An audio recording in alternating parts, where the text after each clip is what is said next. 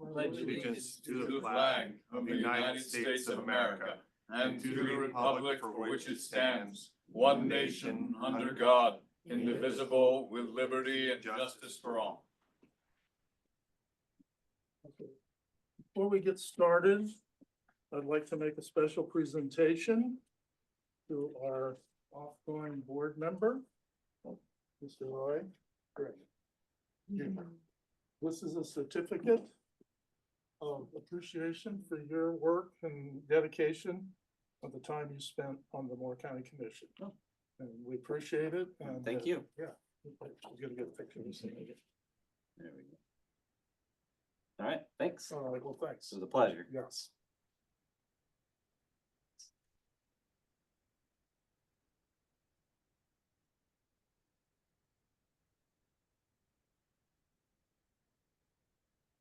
Next item would be our public comment. I'm going to, we set a time at every meeting to take public comment. I'll ask first if there's public comment in the room, and then if there's any on Zoom. If there isn't any, I won't go over the rules. If there is somebody that wants to comment, then I'll go over all the rules. But otherwise, is there anybody in the room that wants to comment? Is there anybody on Zoom that wants to comment? Please raise your hand.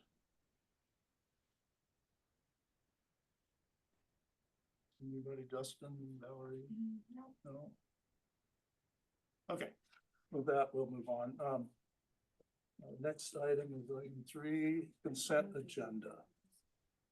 Does any commissioners want to pull any of those items off and talk about them? So A and B, I found on each of them, there was just a couple of little minor typos, but then on the signature page, there's a sentence there that doesn't really make any sense. And Justin's looking to see if he can't get a copy of it in a Word format so that he can get that changed and present to us later. So Okay. we'll pull it out, and maybe at the end of the meeting, if Justin is able to get that fixed, then we will come back to that. If that's okay with the chair.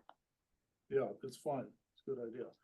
Okay, so C, you're okay with? See, we're Okay, so I'll entertain a motion to approve the consent agenda with 3C as the only item. so moved. Well, second. Moved and seconded. All in favor? Aye. All opposed? Motion carried. Okay, next we'll move on to our business items. The first up is 4A. Consideration of courthouse annex project, revised budget and schematic design. And I'll turn that over to, I think. Oh, are you gonna be the lead on that, or is Matt? I know I didn't know Matt wasn't here until I Matt? got here. Just so everybody knows, Matt's been a little under the weather. So he won't be at the meeting today. He said he might be in the other room on Zoom. So I'm just gonna go ahead and let you do it then, okay? I thought I saw him. Well, Kelly's got it. Kelly Stewart with DLR Group, the architect, is online with us, and I think Matt is too. I'm here, Chair. Okay, well, I'll kind of let you take the lead and then you can call on them or whatever you want. Awesome. Thank Okay. you. Thank you. Appreciate it. Again, Doug Carl with Alliance, serving as owner's representative for the project. Matt, I'll let you start. Sure thing. Apologize again for the public. I've been under the weather and I'm just sitting in another room, not wanting to expose anybody. As was discussed 2 weeks ago, we gave a preliminary report on projected costs for the Circuit Courthouse Annex in Boardman. And as we're reviewing it, the number came out at $50 million. This was a preliminary cost estimate that had been received very shortly before the meeting. And unfortunately, with the holidays, it caused a few issues. And so as we presented it, there's a few things. I mean, of course, the 50 million was an incredible increase over what the county had originally expected. There was several indicators that led to that number increasing so much. As we reported that items, it was important to know that kind of included all requests for space, unedited, you could say, as well as some inflated costs that the estimator put in. that we really hadn't expected. Knowing that the 50 million mark was not a true reality point, we took it from the commissioners to go back to kind of do a scrub on those numbers and to get it down to more anticipated items. The design team has met several times over the last 2 weeks. We've went through those. Part of those meetings have been included reaching out to the primary stakeholders to identify space issues, getting it down a little bit tighter, and bringing about a more fiscally feasible approach to the project. And so Kelly Stewart from DLR has prepared a presentation to kind of go through what that is, what that process was, and to address some of the questions that might be, and to show that we do have a project that is down in the $30 to $35 million mark, with a decision to be made on what's to remain in the building because of the cost of it. We still currently have the Justice Court relocating to it, but as is seen on my cover sheet description, that is a question that we are putting before the board, if we should continue to proceed with that or pull that out as part of cost, value engineering. So with that, I'll turn it over to Kelly. I'm going to share her PowerPoint for you. Just 1 second.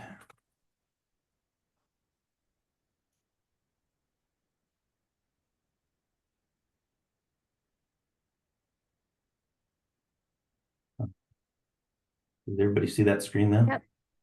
There it is. All right, well, thanks for the intro, Matt. Then you can skip to the next slide. All right, so Matt did a little bit of a high-level explanation of the process, which is described here. We've already done our pre-design report, and in that report, we had something called a numeric program, which is just a list of spaces and the associated square footages for those that would go into the building for each of the different departments that are at the moment planned to be in the building.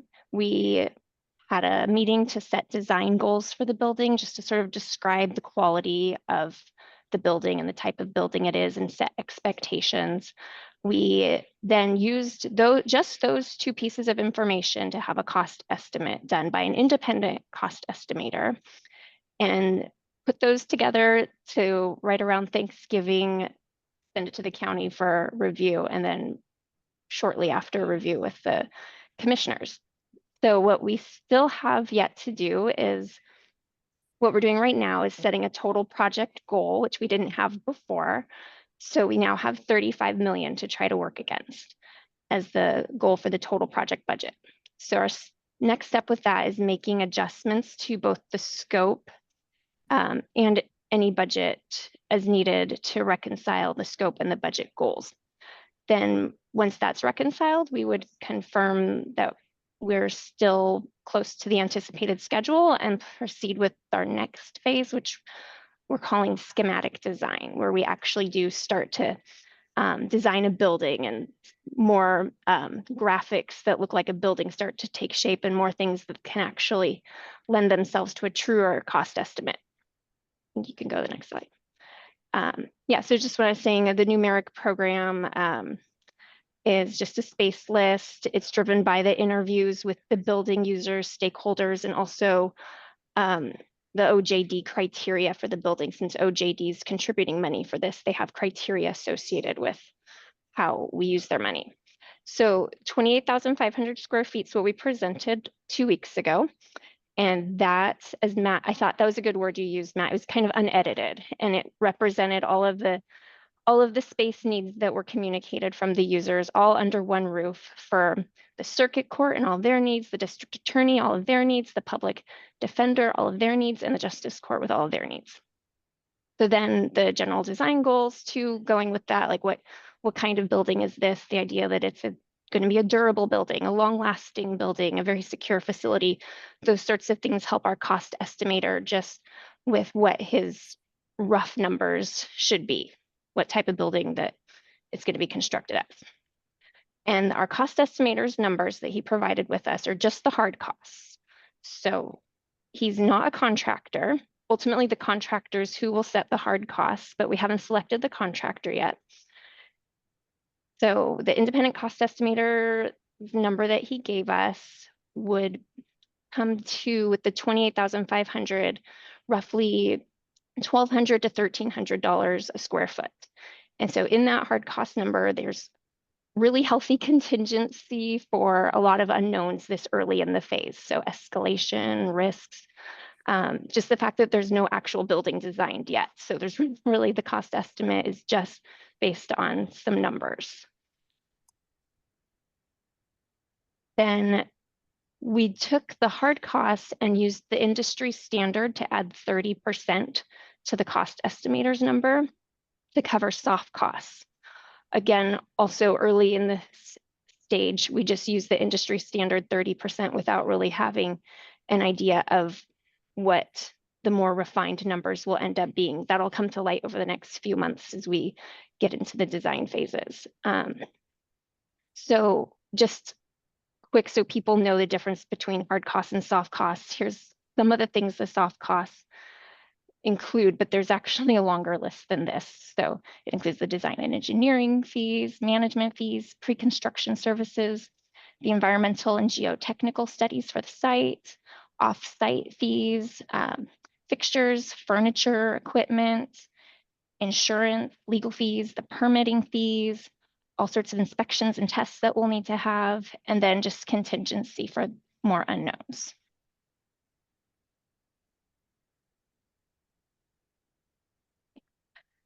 So with now having the 35 million total project goal to work against, we were able to estimate how much of that building scope that we had in our pre-design report would need to be reduced to be able to meet that budget goal. So our next step is considering how to reduce the scope. Go to the next slide.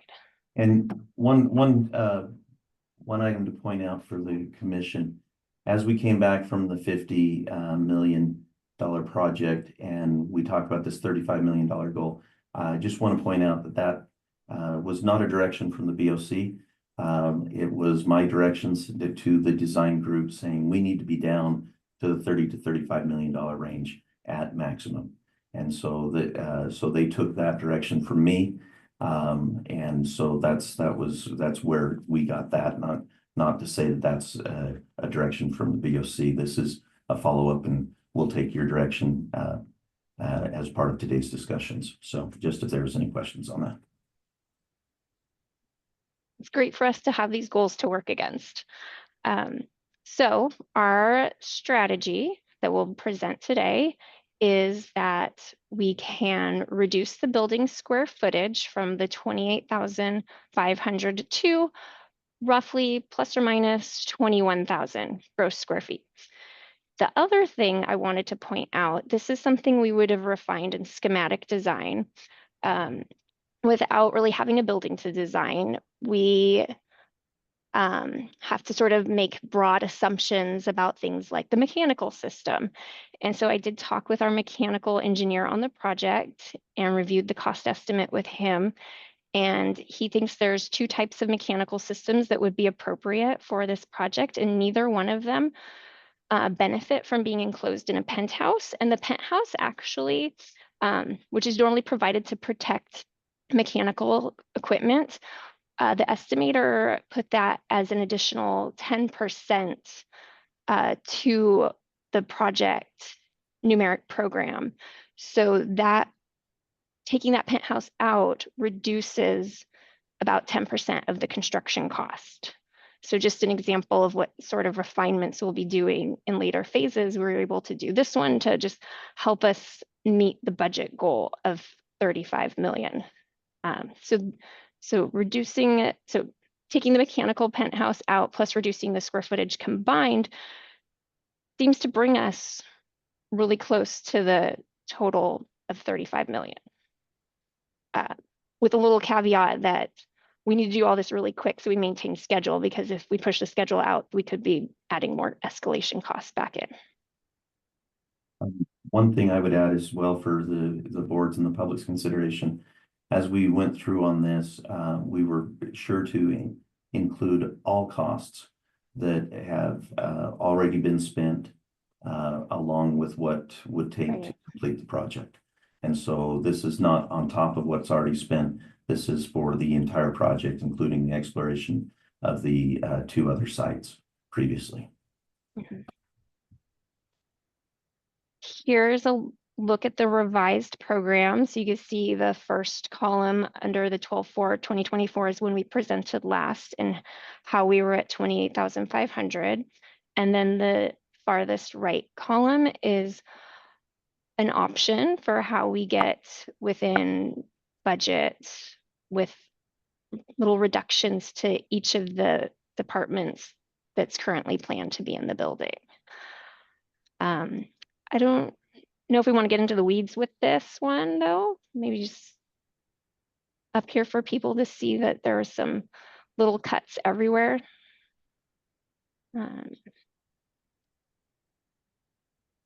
Yeah, I don't know, any other comments on this slide? I just think it's important. This is Lori Copperman, principal in charge with the LR Group. I think it's important to note that OJD jumped on and was amenable to making some changes to their square footage that really helped the project, as well as the DA.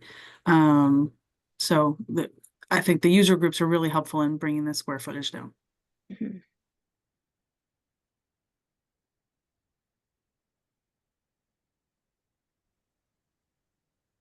Any questions? I have one. So I'm just curious on the soft costs. How much does the state contribute to the soft costs, if anything? So the way the OJD match works is that once we have a gross square footage that everybody's comfortable with, we figure out what percentage of that gross square footage the state's portion of the building is, and that's how much they pay 50% of. So I think right now we're about 38% is where OJD's overall cost share would be for the total project, and that's for total project cost. So that includes all soft costs. It includes if you were to purchase land at all costs that the county incurs with relation to the project, OJD would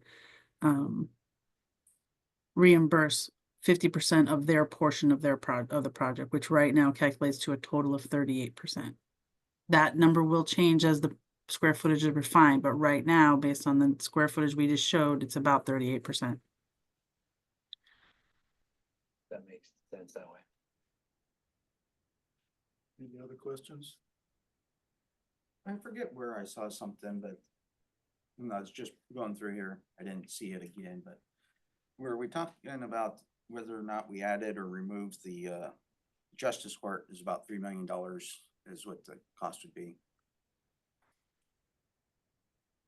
So, Commissioner Weinholz, in my cover letter, I kind of project that is one of the considerations, that if we were to remove that, I do believe it would be somewhere in between $3 million to $5 million of a reduction. That 2,700 square feet at the $1,300 per $1,200 to $1,300 per square feet adds up to that much. Plus, then you've got the furniture and fixtures on that. It also would increase the percentage of the ODJ portion. And interesting with the numbers is it brings it down, their amount would increase. They would actually still be paying the same amount, which is within the realm that they've already got approved, but our total contribution would reduce as well. Thanks. Any other questions? Okay, as you can see, if those of you have a packet, after listening to all this and where we're at this time on this whole project, I have submitted a request of the board to consider a proposal and just kind of as a preface to this, I'm really concerned about how we got here and the methods and how we arrived at making these decisions. And it really concerns me a lot. And I think we need to, I think this is a time, I'm not arguing on the substance of circuit court or soft costs or anything like that. And just so everybody knows, I've been involved with this project from the minute I stepped in the door when I was elected. When I got an email from Judge Hill, he said, are you guys moving forward with your request to the state? You're gonna lose your funding if you don't. I had no idea. I had a steep learning curve, but at that time, so I've been immersed, but in the circuit court part. So we've gone from there to where we're at now with, and I think this is a learning point to try to take a look at where we got where we're at. So I'm just gonna read my proposal to you. In light of the recent unexpected major increase in the cost of the new circuit court building, I would like the BOC to consider the following. Number one, make the decision to proceed with just the basic courthouse facility. Number two, at the same time, proceed with the process of creating a structure for long-range capital improvement planning in this county. Creating a long-range capital improvement plan has previously been, capital improvement plan has previously been discussed by the BOC administration and staff, however, has never been initiated. We are currently considering major facility expenditures in an ad hoc, Yeah, no, I'm not. I'm gonna have to go. Yeah. Probably should follow up. We'll take a break, 5-minute break. Are you want, do we need an ambulance? We might. Okay, I'll get one coming. No, it's not. So I think at this point, we're gonna take a 5-minute break, commissioners, if that's okay with you. At least 5-10 minute break, and we'll be back, not a set time. We have an AED. Audio. Call us back to order. Perfect. Thank you, Commissioner Winholtz. We did go into a break. There was a medical situation that arose with Chair Sykes. He's gonna be going out to the hospital to get checked out, but just for anyone who's listening, he was talking fine afterwards, but caution is always, we want to be cautious on these situations. So he will not be joining us, we believe, for the rest of the meeting. There could be a surprise where he joins back in via Zoom, but I don't anticipate that. We still have a quorum of 2 commissioners. Commissioner Winholtz will be leading the meeting for the remainder of this meeting as the second and now acting chair for this meeting. Thank you, Justin, for doing that. I guess I will continue reading what David's letter was that you wanted read. And not sure where it was, but I'll just start with number 1. Make the decision to proceed with just the basic courthouse facility. Number 2, at the same time, proceed with the process of creating a structure for long-range capital improvement planning in this county. Creating a long-range capital improvement plan has previously been discussed with the BOC administration and staff. However, it has never been initiated. We're currently considering major facility expenditures in an ad hoc and at times seemingly spontaneous manner bereft of any needs or fiscal planning. Number 3, the county currently has 11 committees, see the attached list, advising the BOC administration and departments on almost all aspects of county operations and expenditures. Yet we have no advisory committee or planning process in place to map out our future capital improvements and infrastructure needs and expenditures. Considering the amount of money coming into the county at this time and the widespread understanding that this level of revenue will not continue indefinitely, capital improvement planning is very much needed at this time. Whether through an advisory committee and public input or other means, I feel we need to think through our future needs and demands, know our estimated future revenues, and apply those revenues accordingly in a planned and orderly manner. Currently, this is not being done. Number 4, we all know of infrastructure and facility projects that are needed, see the attached partial list, moving into the future, including the current request to move the Justice Court. How will we and future BOCs make these capital allocation decisions? I would hope through planned and orderly methods. Number 5, therefore I request the BOC move forward with construction of the basic circuit court facility only, and at the same time begin the process of creating a structure for a planned, well thought out and vetted capital improvement future for Morrow County. David Sykes, County Commissioner. So that was his letter that he was reading, and then in the board packet there was the list of committees and, you know, potential projects that need to be funded that are there. So I guess at this point, it's, Junior, is there anything you want to? Well, say on without, this? I'm just without Dave being here to kind of express, you know, what his, you know, plans are with that. I think they're great ideas, say, I disagree with that. But I wouldn't want to make any assumptions without Dave being here to, you know, correct us if we were assuming something wrong, so. How about you? You know, I would say, you know, to that point, I think that David made it clear in his letter that he wants to proceed with the building without the justice court. Right.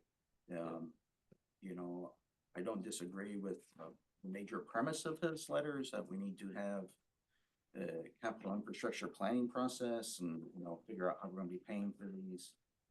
On the other hand, you know, personally, I would like to see the justice court be moved with it from the standpoint, you know, the $3 to $5 million in the whole scheme of the cost of the project. I mean, don't get me wrong, $3 to $5 million is a lot of money for us. But in the scheme of the project, it's really a small percentage, really. And it's gonna be cheaper to do that today in Than the anytime in process the than in future. the future with an addition. And I just see that, you know, by having the justice court and the circuit court in one facility makes sense in that when somebody has to go to court, they don't know which court really they have to go to. And if they're both in the same building, they come in and they see somebody, they can either direct them to the right place, or when they go to the one and they say, nope, nope, you need the other one, it's down the hall. They don't have to Drive 15 minutes to. the other one, and they showed up only 5 minutes ahead of time. So that's why, you know, personally, I would appreciate that we move forward with the idea of $35 million, including the justice court, because as the point you made, it's never gonna be any cheaper to do it.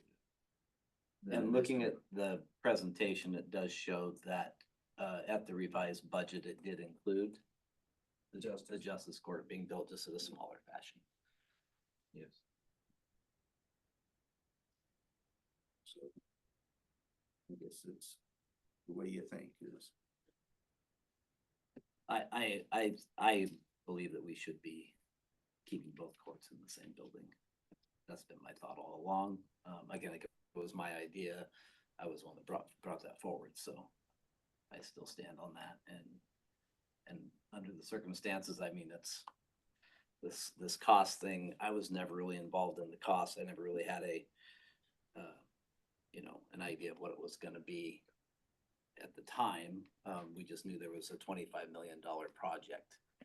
You know, so not to interrupt your Appreciate you. conversation. Lori is online. Lori was with the DLR group that you guys hired initially to do the initial study back in 20 or 21.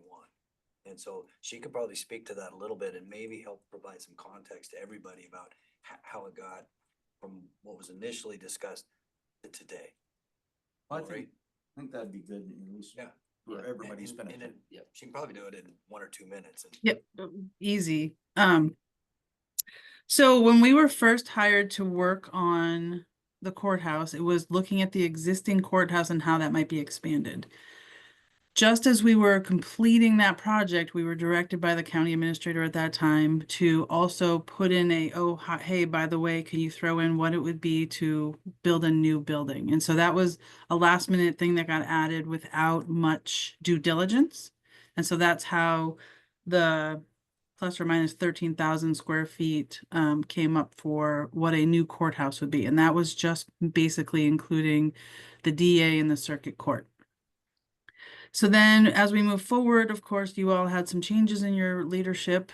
And we were working with the new leadership on what a new courthouse might look like and how to get funding documents done for OJD. And we advised that we would likely be in the 20,000 square foot range for a new courthouse that included completely replacing the DA, the circuit court, as well as adding appropriate space for the sheriff and juvenile department. And so that got us to about the 20,000 square foot mark, which was the $25 million project. Also since then, and that was based on about $800 a square foot. total project cost, I think. I don't remember that number right off the top of my head. And since then, more square footage has been added to the building as we got up to the 28,000 square foot number, as you saw last time we were here. But the construction costs just continue to go up. And this is aligned with other projects we're working on in the state. We're at the $1,200 to $1,300 square foot for construction cost number, which is a lot. And that's how we got to where we are right now. So the square footage, the initial cost back in 21 and 25, that was the original OJD 50%. Here's 12.5 million. That's where all those numbers started.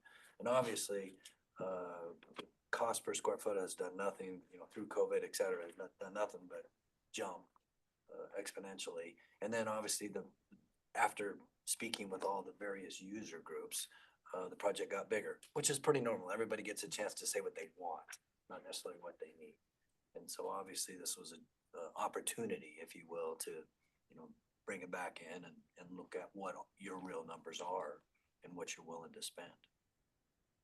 Well, kind of on that note, I think it's worth repeating what I heard earlier is that, this cost per square foot, this $35 million is incorporating costs that we've already spent. So it isn't truly just for this building, it's for the cost of the project. Correct. And so the site evaluations we've done at 2 other sites and the whole thing, we're taking in all those costs. So I think that's a good point to put Those out. sunk costs, if you Yes, want to yes. give them a name, right, are factored into those soft costs. Yeah.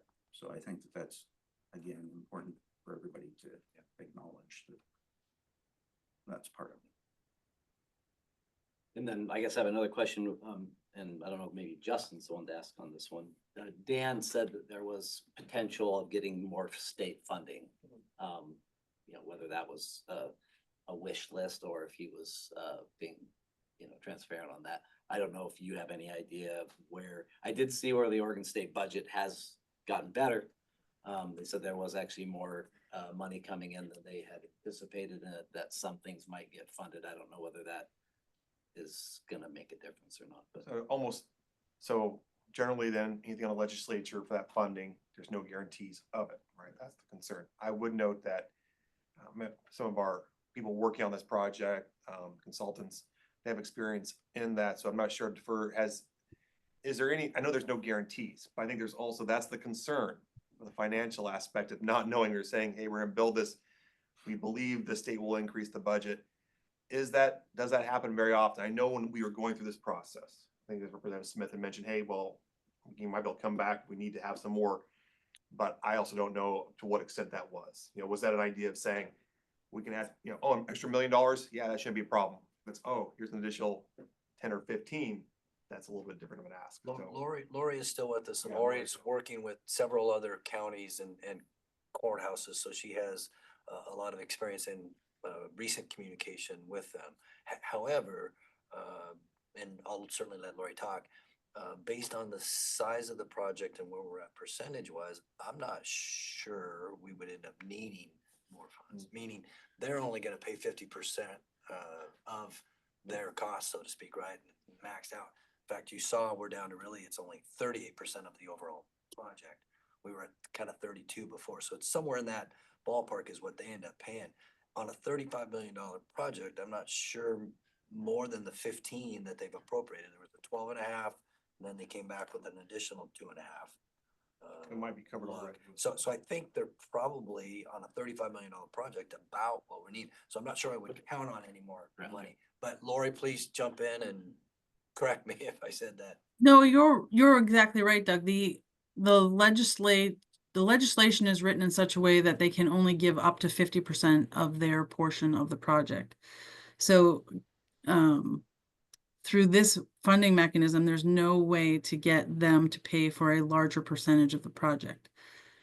Also, if the project stays at 35 million total project cost and they're staying around 38%, then they would only be putting in about 13.5 million and not 15 million, which is what I think their total ask is for right now. So I just don't know where there's any mechanism in the Oh, something's happening. Sorry. It's on our side. I think. There we go. So the legislature doesn't, they just don't have a mechanism for giving you any more money based on this particular statute. That doesn't mean that they couldn't give you money another way, but I don't know of a way. I've never seen anybody do that before. Okay. And I've worked on 5 of these projects. I guess that, from my understanding though, that even with the current proposed amount, if it's only about 13.5 million, that's still within the budget. It's not like we were saying, this is a $50 million project and they're taking up half, and they're gonna be able to pay half of it. It's not They will- about that's- 30%, so, yeah. That is not how it works, correct? It's half of their portion.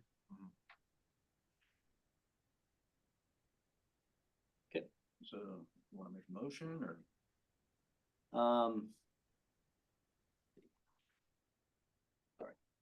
Well, So- in context, obviously, last week, Commissioner Sykes asked the question, what's the next steps? And I explained based on our schedule, what we would typically do next. And so, moving on to schematic design, taking that programming with those boxes of numbers and then putting it into some actual schematic design with adjacencies and moving on would be the next step to come back. So the design team would keep working on this.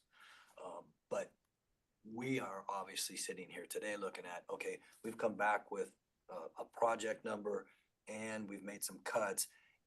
Is that satisfactory? Would you like us to now move on to schematic design and keep working? So we're looking for that. So You're thumbs looking up direction or- from For this direct- spot. We really are. We Okay. really are. And Matt, you'd looked like maybe you were gonna say something. Yeah, in the cover sheet, I provided a couple proposed motions just to record the direction of the BOC. So option 1 would be to authorize design team to proceed with the revised schematic space design with the target total construction cost of $35 million. It seems like that's what the 2 commissioners present are leaning towards. The other one would be to motion to direct county staff and design team to remove the Justice Center and proceed with the project as directed. It is important to note, just to let you know, that if we stuck with the $35 million project, we haven't thrown a spreadsheet with type numbers on costs, just because, as Kelly had mentioned, the construction manager the general contractor will be helping set those, and so we're hoping to finalize them, but we can provide a target. At a $35 million total project cost, though, we can estimate that the county's portion will be about 21.5, and that the OJDs will be 13.5.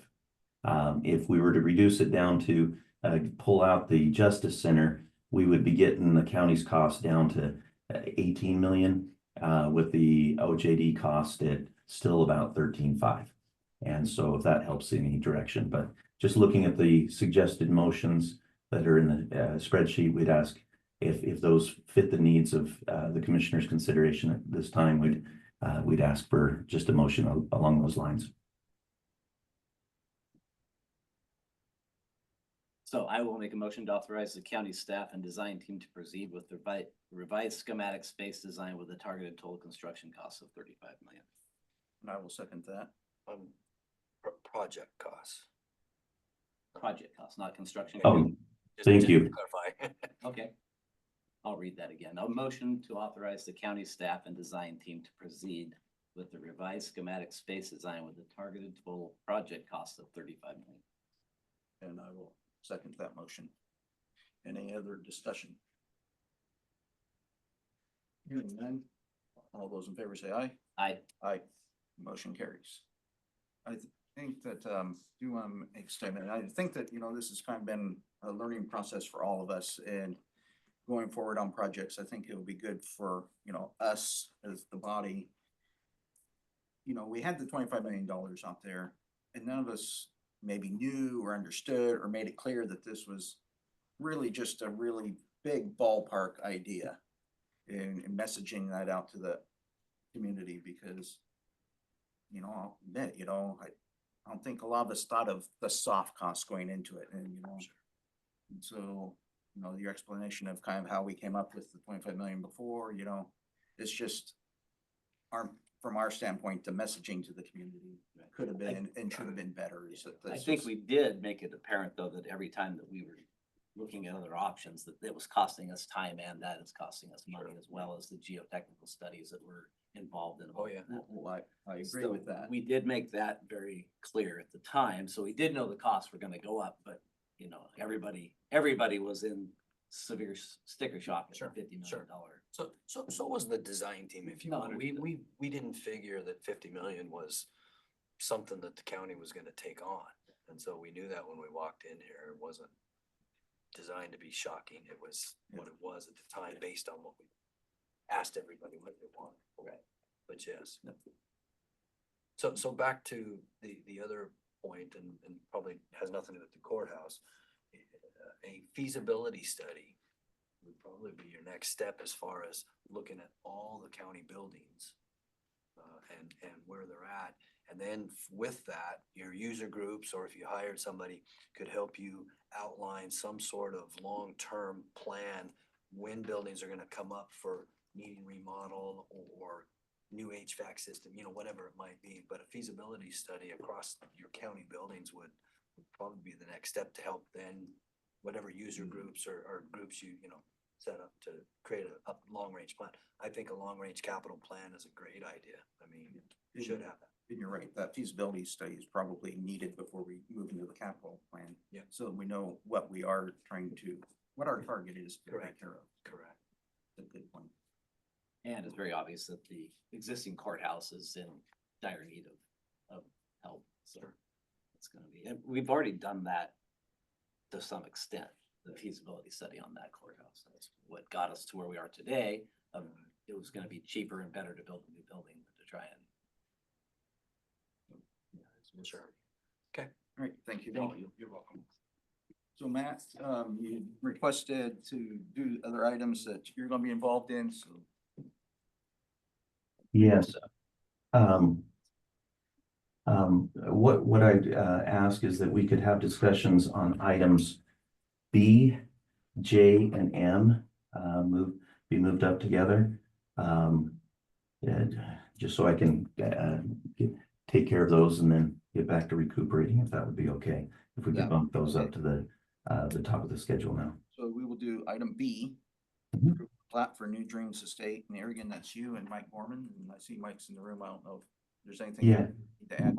I had talked with Mike, he had reviewed this, and Ron McInnes was bringing the plats in, the actual plats in. I don't know if he's there in the room, he said he Ron was. is. What's that? He is here. Yes, Okay, Ron. good. So Ron's brought this before us. This is a plat for a subdivision within Irrigon. Per state rules, the county commission and county assessor and surveyor need to review these and sign off on those before they can be recorded and a development can be taken care of. The city has done so. The PDF that was included in the packet does not show the signatures, but I've received confirmation from Aaron Palmquist that the city of Irrigon has taken care of things. Mike Gorman has mentioned that he's reviewed those as well. And so Ron had reached out to me 2 weeks ago to make sure that this was on the agenda. So we're asking for the commission's consideration and approval of the final subdivision plat for New Dreams Estates. And then if Ron's there, if you have any specific questions on that, I'm sure he'd be able to answer those. I don't have any questions, you. No, it's like streets are at the same, streets are built to Irrigon code, I assume, or they wouldn't have. allowed that to happen. And If I this is- may, it's just by statute that any subdivision plat that a county commission needs to sign, whether it's inside of a city or outside of the city, it's just in statute. And county ordinance or code of ordinances, I don't know what you call it, just, it's in that the assessor reviews all partition and subdivision plats. And statute, the tax collector has to review and sign, and the county surveyor has to review and sign. Anything you need to, Yes. Yeah, at least a form of the county commissioner. anything else you want to add on this, Ron? It's pretty straightforward. Okay, I'll make a motion to approve the final subdivision plat for the New Dreams Estate. I will second the motion. Any other discussion? Hearing none, all those in favor say aye. Aye. Aye, motion carries. And you will have those here for us to sign at the end, Ron? Yeah, when you're ready. Okay. So item J, Before we move on, and since Mike and Ron are there, is there any concern with Chair Sykes not being available to sign today? It's Matt.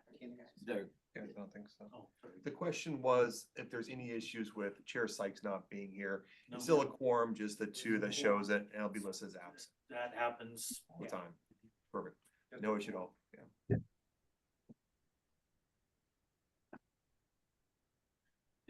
so item J, consideration of rules procedure for Board of Commissioner meetings. Matt and Justin. Yes. So, with this, we had a work session, 2 weeks ago, discussing, formalizing rules and procedure for Board of Commission meetings. We had presented a draft copy that was kind of, adapted from one that I'd used in a previous municipality and a couple other, options from counties within the state of Oregon. During that work session, it was agreed that Justin, as county counsel, myself and Chair Sykes would meet and review some of the options on that. What is attached with this staff report is a resolution to adopt the rules of procedure for Board of Commission meetings.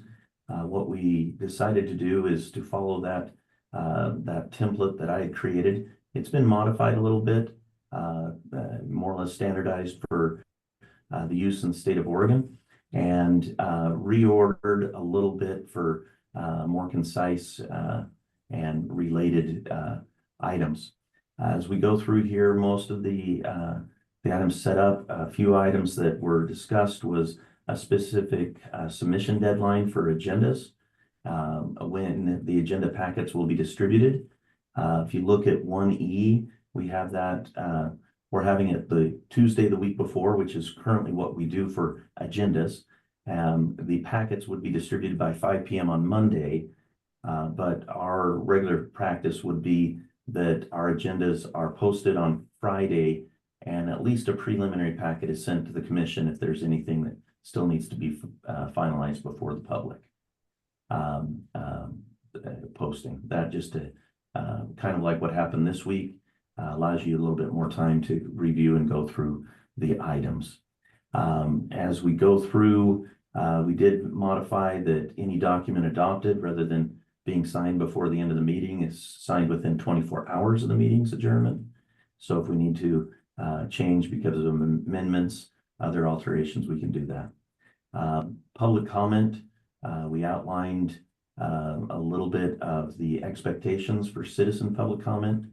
Public hearings, we define that, provide a land use hearing requirement that we would follow the statute, the ORS statutes on that. And then if public hearings are not outlined in ORS, we provided a structure for that that allows the public to know what to expect. We also did include board messaging. There's been in the past some previous boards, some questions on who can sign letters of support and such. This outlines that can be done as a board of commission, chair representing items that have been agreed upon by the board previously, or individual board members can give letters of support as long as they express they are signing it as an individual member of the commission. Conflict of interest has been slimmed down just to reference the Oregon government ethics rules. So we just clear with that and expect that the training that takes place in that goes through. Overall, I think this provides a good template for the commission to follow. The one question that Chair Sykes wanted the board to consider was on under 1H. And in this, many times you have an executive like a mayor in a city or whatnot who has the say on the agendas, where we are a commission, a board of commissioners. We don't have a single executive that does that. And so we've been operating as the chair being the final decider on that. This current, as written, says that the chair must ask for a motion and a second to the motion on each item on the agenda. This, and then any motion receiving a second will be discussed by the board. This is kind of a parliamentary procedure or process where you go through, before you start discussing an item, you ask for a motion. If it's seconded, then you proceed with the discussing.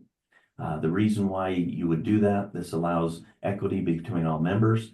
They can all put something on the agenda, and then the body itself decides at the meeting what they would be doing.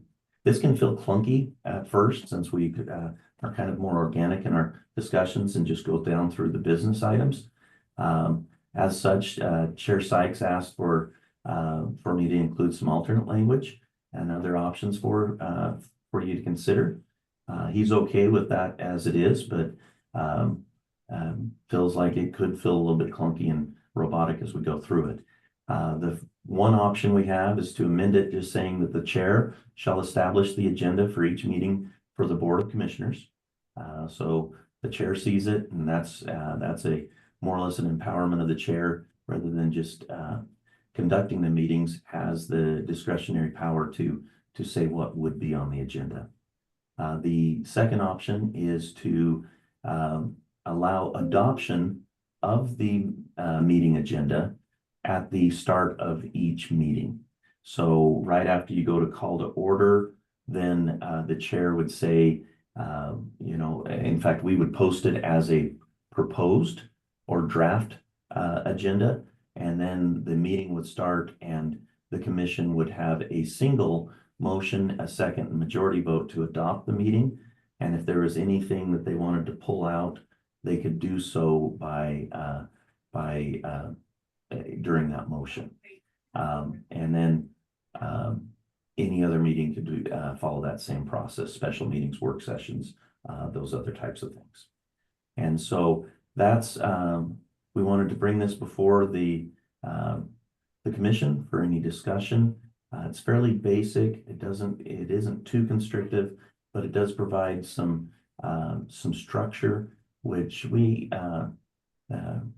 it's always good to have a structure set up and make sure it's publicly known so that the public understands how a deliberative body is taking care of business. And we believe this would be a nice step to do that and make sure everybody's on the same ground. With that, I take any questions or any consideration for amending the rules that are proposed. So somewhere in there it states that that we do use Robert's Rules of Orders, but don't adhere to it strictly, correct? Yes, that's a good point. That's under 7, notes on decorum, discussion, debate generally. It says if any procedure situation is not covered by law or this process, procedure, and protocol, then the board may resort to the most recent edition of Robert's Rules of Order, newly revised, for persuasive but not binding direction. So it's that, we're not going to be held accountable for it. We're not bound by it. But this one would be, the commission could say, yes, that's how we should go. And you'd designate either the county council or the county administrator as a parliamentary. And the next one just kind of goes into some loose suggestions on running meetings. I just want to get that cleared up. I think one thing when Matt was drafting this, working on it, he put in there, a good idea is the idea that as the general, we're generally going to follow it, but also it's not set in stone. Where example is if it's completely, this small part is wrong, the whole thing is overturned on it. That's not the intent. Loosely following these rules is the idea. So Just that's kind of a background on it. A lot of times you just say, oh, we're gonna follow these to a T, that's the sentence. Well then, okay, well, you did this small change. Have you ever seen the book? It's quite thick. Yes. Since that's also why we haven't done it in the past. Like people ask, well, why don't we follow these? Well, if you thought ethics were hard, this is the rules of the Yeah. state ethics, these are tough to follow sometimes, which are always confusing. Try following the rules of order on those. So it's even more, that's the basis in the past. So I'll comment that I liked your option 2 for 1H, that the agenda is approved at the start of the meeting. I guess some of that is, other organizations, that's kind of what we do is there's always a motion. We look to the staff, is there any amendments you want to the agenda, and then approve the agenda either as presented or as amended, so. And, maybe that is all somewhat in line with Robert's Rules of Order, so you don't have to go down through and approve each item to act on it. So I do like amending 1H to 2. And then the other comments I have are just, maybe next one is really just kind of the typo or cleaning something up. Number J under number 1. It says signatures will be signed at the within. I would propose removing at the. So then the next page under number 3, C Roman numeral 1 and number 2, one of them talks about 3 minutes, another one talks about 5 minutes. Oh, You'd have to. So I would propose that the Roman numeral 2 just says 3 minutes instead of the 5 minutes.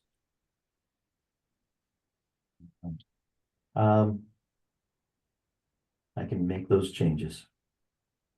And then Roman numeral 5, it says comments may request the board that the record be held open for written comment.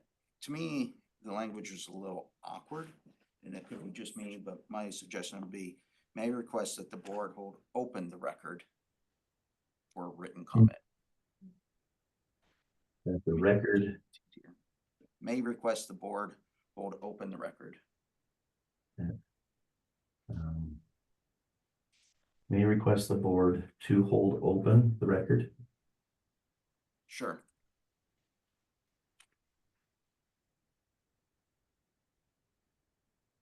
For written comment.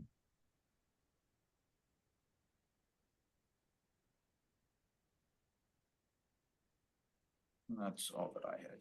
And I guess Junior, get your input on 1H. You have any? No, I agree. Thoughts? No, I think that's good. Okay.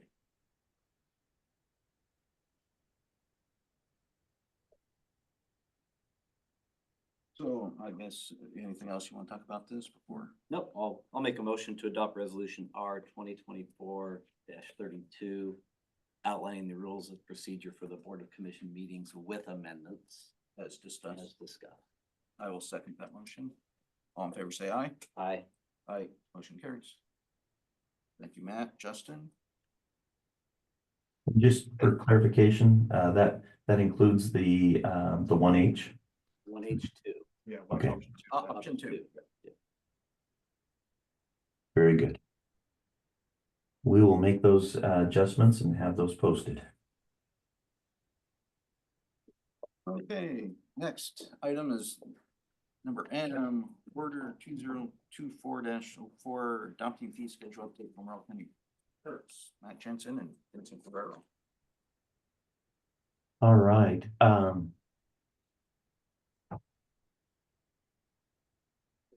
I am going just to give a primer for this, and then Vincent can kind of outline the process that they went through it, because he and Greg from our park supervisor put a lot of good work into this. During the budget process for the fiscal year 25, there was a request to move to change 2 part-time workers to full-time employees. They were being worked 11 months of the year, and this was good for retention and recruitment of these positions. The additional overhead for benefits and such did come at a cost, and so one of the directions from the Board of Commissions at that time was for the Parks Committee to review the parks fees, as they hadn't been updated for a long time, and that we could have those adjusted and set right.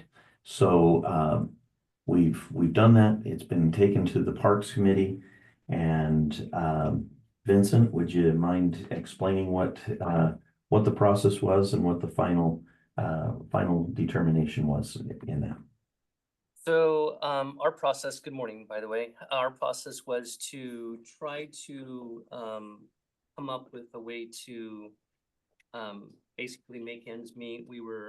Commission had earlier decided that the parks needed to be self-sufficient and with cost versus expenditures versus revenue. And so there was an amount that we needed to meet in order to do that. And we based our price increase on that, plus the amount of time that actually, the number of years that the price had not been increased. And it was about 8 years since the last increase of prices for our parks fees. And so we felt, and through some process of discussion with Greg, the parks manager, he had actually sought input from the community and park users on fee increases, and a lot of the people have felt that increasing the fees by $10 or so was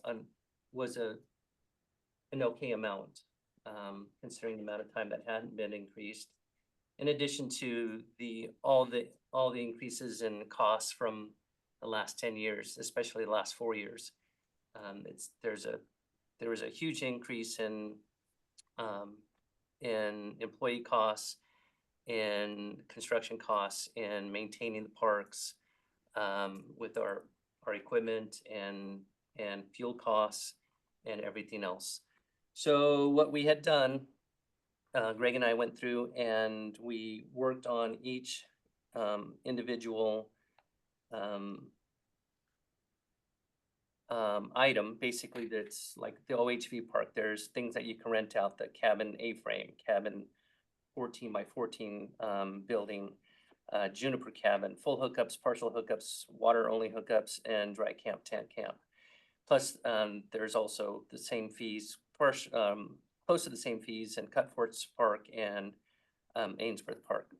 Anson Wright. And Anson Wright, sorry. And so we did the same thing in all the parks where we increased the fees around $10 for each one of those individual items. And we were able to come up with the needed amount that we needed to fix that deficit that we were at with our costs versus revenue. And that deficit amount was about $75,000.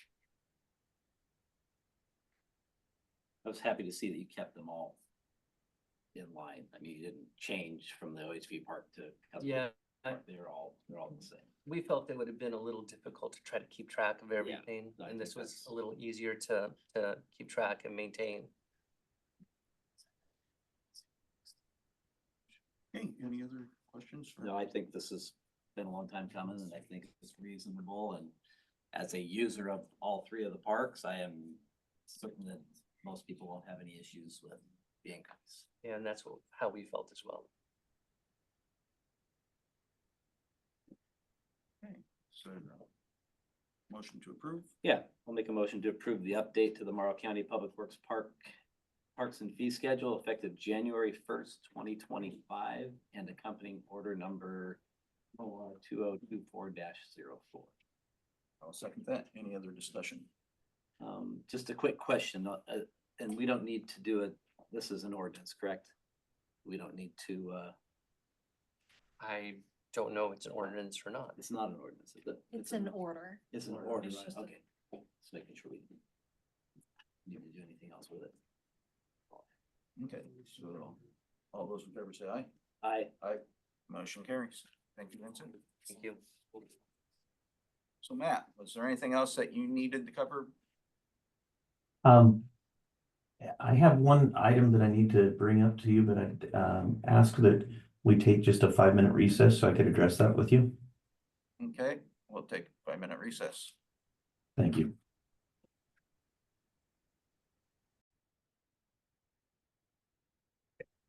Come back to order and move to item C.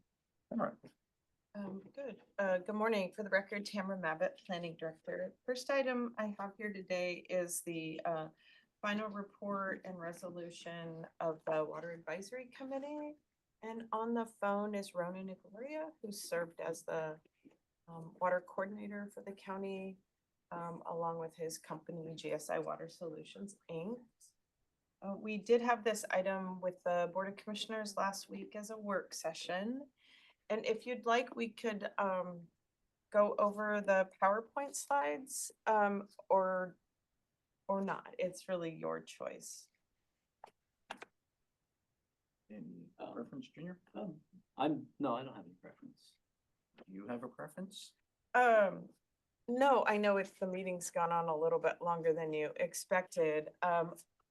Also on the phone, we invited the members of the Water Advisory Committee.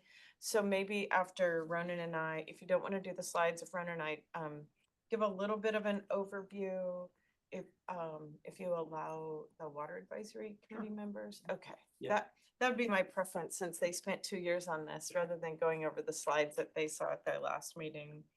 So what you have in front of you is a resolution to consider adopting the water initiatives and policy concepts, which is again the final product of the 2 years of work the Water Advisory Committee undertook. The first deliverable, if you will, were 4 different briefing papers on water. One topic was water quality, water quantity, an overview of the nitrate issue, and then an overview of projects and regional issues.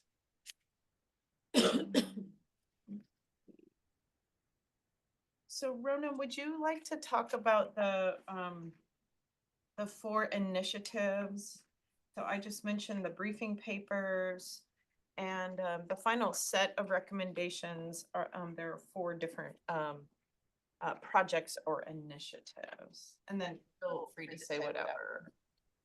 Yeah, good morning, commissioners. Thanks for having me here. I'll kind of list through, since we went through the work session a couple of weeks ago, a little bit more detail on the water initiatives. I'll just kind of gloss over them at this point and answer any questions that come up.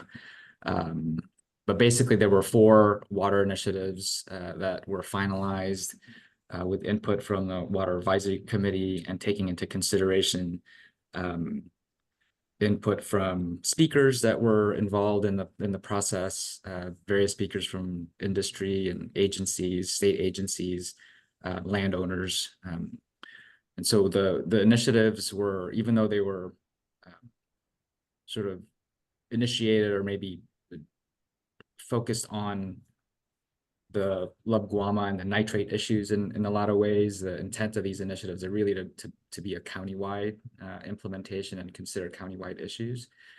So the 4 initiatives are, the first one is updating the comprehensive plan to incorporate and update the goals 5 and 6 sections of the comprehensive plan.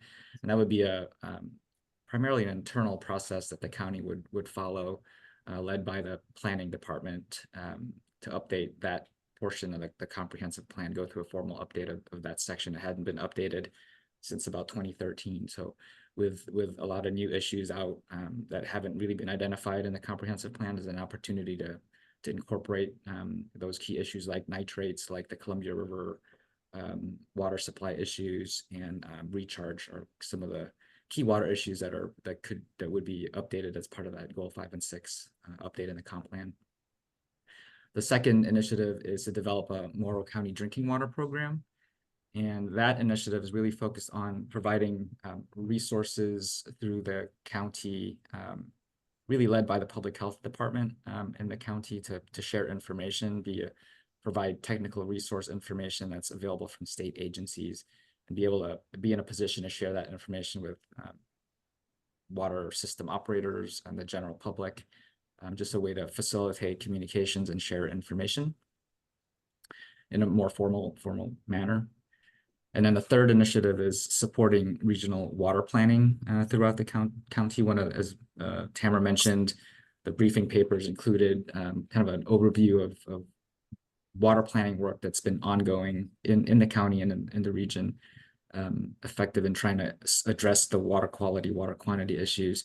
And so this is a way for the county to be engaged in that process, not necessarily leading these efforts, but facilitating partnerships and sharing information, supporting funding requests, tracking legislation, those kinds of activities as part of that initiative. And then the fourth initiative is partnering in a clean water consortium. This is actually an initiative that was already started by the Board of Commissioners. And I think there's actually an agenda item today to go through an intergovernmental agreement process with the Port of Morrow. And so that process is actually underway. But the purpose of that is really to provide a forum, a consortium to help implement drinking water infrastructure projects and facilitate some of the planning work that's ongoing. And as projects are identified and look to be implemented, that consortium can help move those projects forward, not necessarily operate or own these systems, but to help facilitate their development and ultimately construction, ideally. So those are the four initiatives, and the report includes an estimate with some proposed schedule and timing and some of the activities, as well as level of effort from county staff. Most of these are proposed to be led by either the planning department or the public health department. And there's some FDE estimates in the report, and balanced with consultant support as options for balancing some of the resource needs to implement these initiatives. So I'll leave it at that, Tamara, unless you want to add some things or there are some questions. Can you kind of let everybody know how that's being funded? Which part? The implementation of of the process. You bet. That's a really good question. We don't know yet. So this is. Echo, I think, on Romans. Might be There we an go. echo. Okay. We did meet with county administrator. We have not yet met with Kevin Ince, our finance director, but we do anticipate putting together a proposal, 2 of those, and Robin is on the line. She can probably talk about the initiative number 2, which she had told us previously is really already budgeted under program element 75. That's really her bailiwick. The water consortium, Chair Sykes has already identified that funding. The first initiative, update the comp plan goal 5 and 6. If we do that in-house, won't have any direct costs. If we contract out, of course, it would have some costs. And the same is true for initiative number 3. And I will be proposing some additional contract budget for the forthcoming year. Is that through Guama, or is that separate? It's separate, so it would be county work. So it would allow us to continue to work on Love Guama and a whole variety of other things. So not get too much into the weeds, but the regional planning also has some advocacy work. So either by a contract person, my preference would be to have a contract similar to something we have with GSI, because they're the subject matter experts to do things like monitor legislation or other projects that are underway in the region. The renegotiation of the Columbia River Treaty does have a direct effect on Morrow County. Changing administrative rules or statutes about withdrawals from the Columbia River does have a direct effect on Morrow County. How we staff that, we haven't vetted that completely, but the Water Advisory Committee found that a really important role for the county to continue. It was important to set the stage with the briefing papers, which again were peer reviewed and based on published information, not just opinion. And from that, we came up with these water initiatives. So in terms of funding, we will look more closely at that in the upcoming budget cycle. I know Kevin is going to do some kind of a budget adjustment between now and June. So I might check in with him about continuing some contractual work for item 3. I do also want to say, I'd be remiss, we talked about this briefly in the work session. The intent of this work was to look at water issues holistically. A lot of the focus of public comments and other folks who were involved got to be the drinking water nitrate issue. That's an important issue, but the proposal that's in front of you, those final 4 recommendations, really are in addition to the county's role in any of that water initiatives. And I know there's a couple of people on the phone who might want to address that or other issues. And water quantity is, if you don't have water, your quality doesn't really matter. But you Right. gotta have water to begin with. So water quantity is gonna be, I think, an issue that needs to be focused on as well as the nitrate issue. Okay.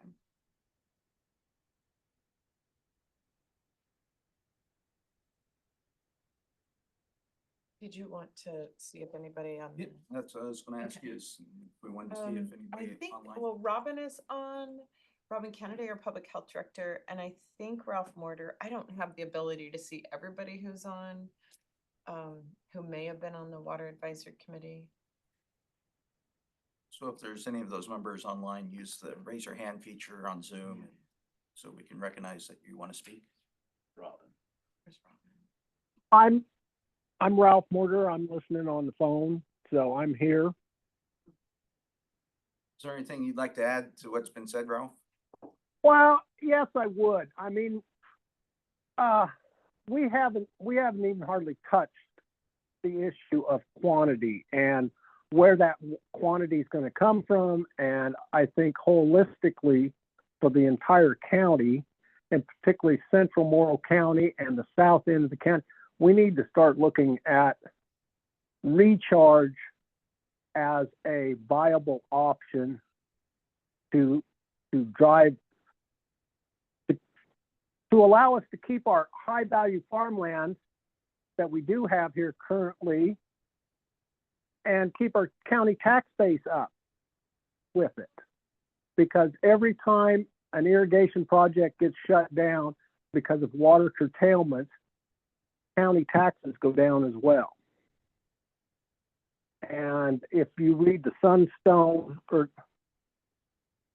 solar farm project, there was 4,400 acres that was irrigated at one time, and there was curtailment of that irrigated land because water sources dried up because of over allocation, probably. I'm just talking about past history with state water rights. The state never said no to a water project yet. And over allocation, we just simply pumped more out of the aquifer than what was there. So we need to go back and fix this problem. And this isn't just this is a 70-year problem if you really want to look at it. This wasn't just one generation, this was a couple generations. And the state needs to step up and take some responsibility for their policies. But I think that we need to start at the local level, and the local level is county level. We need to set aside some funding to look at doing feasibility studies to recharge. And that's all I have to say. Okay, thank Thanks, you. Ralph.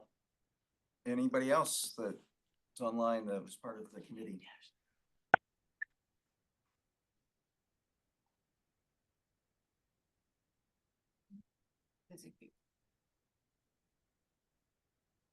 Robin, was there anything you wanted to add to it, or?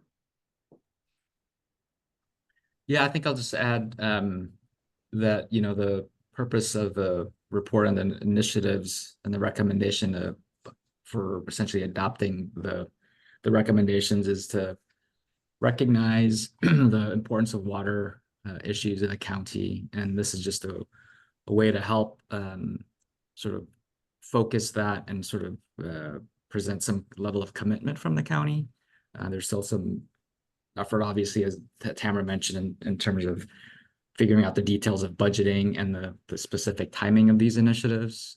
The way we laid it out in the report is a pretty general schedule. So depending on resources available to the county, there's space to kind of move the implementation around so that it's not all of a sudden a lot of effort on the county when resources are could be limited. So there's flexibility in how these 4 initiatives can be rolled out. But there are, pressing water issues, and I think there's an opportunity to leverage a lot of the attention and the effort really of local folks, planning groups that are working on the water issues, and an opportunity for the county to play a role in that, an important role in that.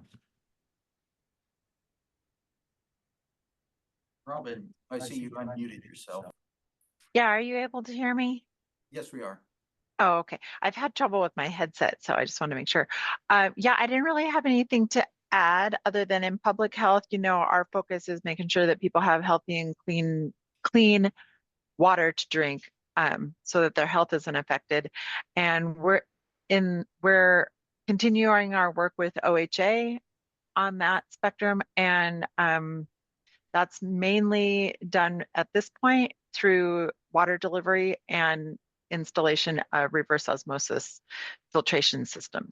So we're on the committee just to be abreast of what the next steps are going to be and be involved in the process. So nothing really new that we're doing at this point.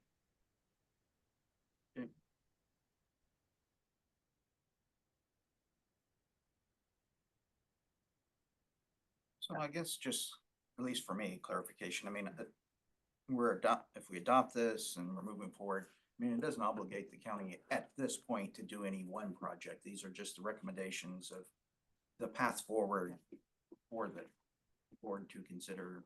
And is that a fair statement? That's the way I understand it, yeah. Okay. I just You're wanna not make sure bound that- to any particular item, just support those initiatives, and then we have to work out quite a bit of details like Ronan said. Okay. That's what I thought, but I just wanted to make sure. So on table A1, 2, the county may hire a consultant to support the PAPA process. So that's once again going to this resolution doesn't hold us bound to having to hire somebody. Is that correct? Correct. Yeah. Not that I'm saying we shouldn't, or Okay. it's a bad idea, because I think that Ronan has done a lot of good things, and I would like to see him continue to do that, but I'm just one. Just want to make sure that wasn't part of it. So then the next thing I had was on the resolution itself. There's a typo on page 2, right above section 2. Initiatives, and it should say "and policy call."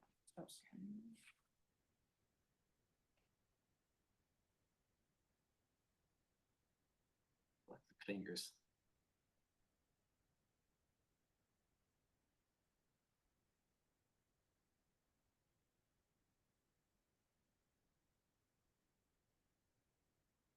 Was there any other stuff you want to ask, Junior? Or? Nope, I'm good.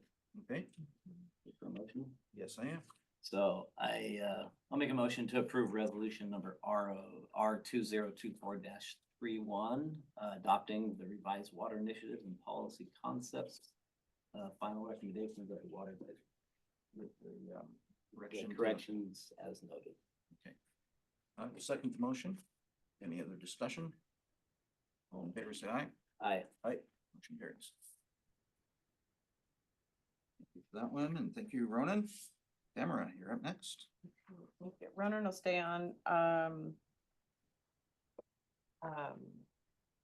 The next item is another item for Ronan. So hopefully this is the last time you have to see this piece, but it is the culmination of probably 10 months of work with myself and Daisy Goebel, and Daisy's on iPhone 2 on there. So if you don't mind unmuting her, so she's gonna help me out with this piece. So we went through, made corrections that you had previously noted, both in terms of substance and policy and editing. we had the Board of Commissioners hearing earlier this year where the board unanimously adopted this package. And then we had a work session 2 weeks ago. So this would be the second reading of the ordinance to implement those code changes. We coordinated with our land use council, Dan Kearns, on the timing of this. At a minimum, we have to have a 21-day period, which would allow somebody to appeal to the Land Use Board of Appeals. So these, even though you went through the formal land use hearing and adopted those, these don't become effective until you have the second reading of the ordinance. Either Daisy or I could talk about the substance of any of the code updates if you'd like. Daisy's on the call. Daisy's still working for us remotely, part-time, at least till we fill her position.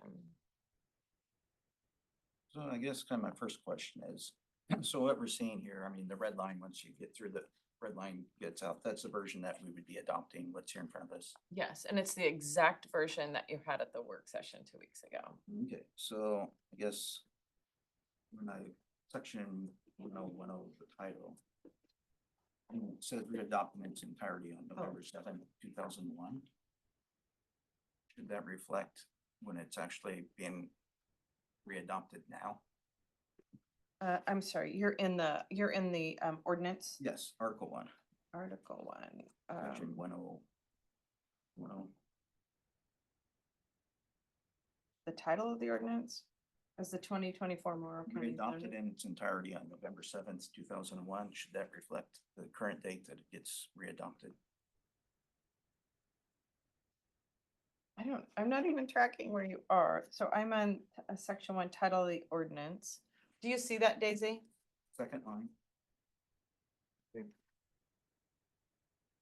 Oh, it's in the ordinance, it's in the zoning ordinance, not in, thank you, not in the adopting ordinance. Thank you. Sorry.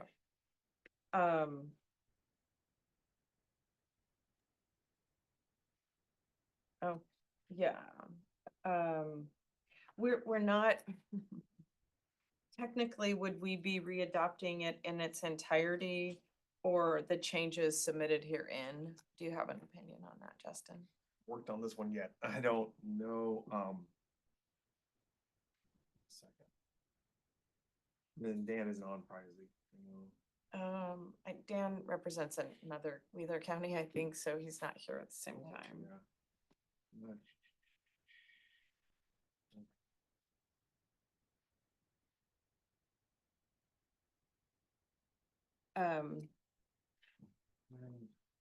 I guess it would be simple. We could do, and readopt it in its entirety on today's date, December 18th, 2024. Yeah, it's more of a, I always never understood why we had all those dates in there sometimes in the first place on some of these, but yeah, so I think the change could just be updating that. It's not a substantive change at all. It's just more clerical to make sure it makes sense since it was a big update that we've done.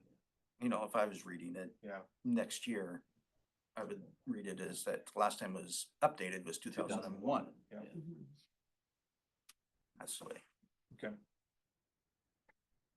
Yeah, no, I think for clarity, I almost, in the future, I almost say, hey, some of these ones could just get taken. I mean, I always think, but that it makes sense to change it to today's date versus leave it the way that it is. Yeah, because of that 20%. And then we move into section 3. Article 3, section 3010. Okay. Page 4 of that. 3.010. Okay. Yeah. Actually, it's going to be page 6 is where we're going to refer. Page 6 of 51. Yes. Okay. So that's section E. I'm looking at number 5. And we're talking about boarding kennels, and it's established under subsection D5. So let's go back to D5.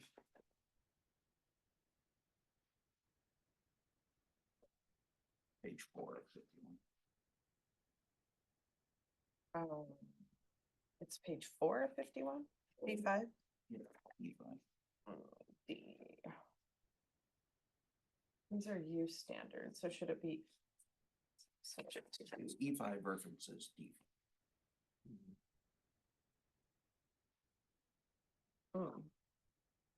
Should that be F5? Daisy, should that be F5? Is that your point, Commissioner Winhold? Because D5 says winery, so I was trying to see how wineries related to dog kennels. Can you Yeah, hear me? I was trying to speak earlier, but I might not have been. we can Can hear you now. Oh, okay. Gotcha. I'm not sure if that's a clerical error, but if it is, we can just make that change. So the D, what it should refer to are the use standards, correct, Daisy? So it should be F. Yeah, that's correct. And should it be 5? Probably not. That's a farm stand. So this is about commercial dog boarding kennels.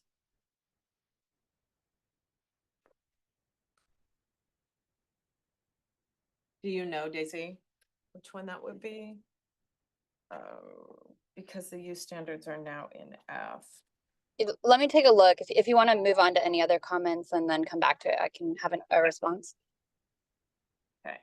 So now section 3015. 015. Okay. The rural resource related. Okay. In number 2 under B, Mhm. use is permitted outright. And it's operations and exploration of geothermal resources. So then I look down at letter C, and subject to administrative review and 4. And I see that B2 and C4 seem very similar. So I was just wondering why the difference in treatment. One's outright and one requires administrative review. Because they both reference RS 522.005. So B2 you said B2, so operations for geothermal. That means you can go out and do some initial drilling and scoping of geothermal resources, and C4 is if I'm reading that correctly, is the language identical? Daisy, your note says 11.6 change. The idea is that you do not need a land use permit for exploration of geothermal resources. I did not catch the duplicate.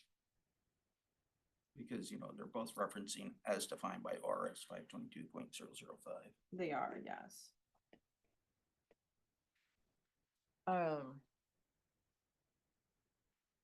Do you know, Daisy, and part of this is catching your earlier point to clarify your point, Commissioner Winholtz, you made in a public meeting about making it clear that distinguish between an outright use that requires a permit and an outright use that does not. I actually think it under B2 is in the correct place, and B4 is a holdover from the previous location. So kind of strike C4. Yes, C4, yeah.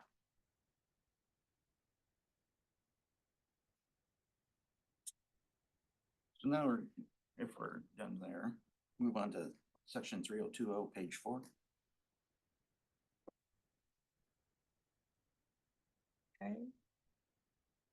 And that would be, I guess, B8. Alteration, restoration, or replacement of a lawfully established dwelling. And I guess what I was trying to understand is why administrative review if the dwelling was lawfully. I mean, I understand a zoning permit, but why administrative review if it's a lawfully established dwelling? So in the farm and forest zone,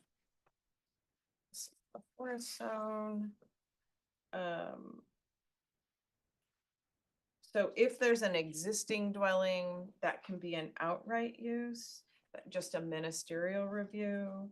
If there is a situation where a dwelling had been destroyed, had been removed for more than a year, that would be subject to an administrative review. So hopefully it's captured in there correctly. Are we in here twice?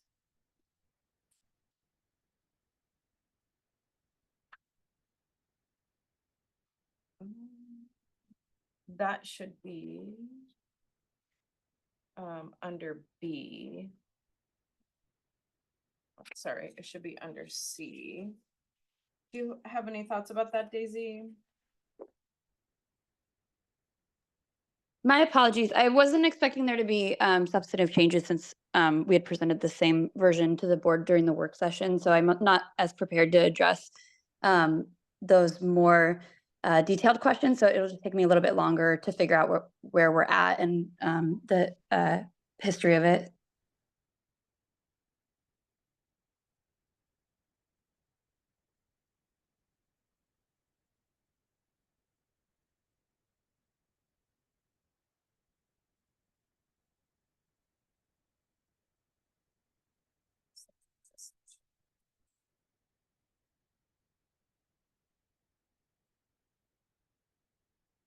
So actually that should actually go.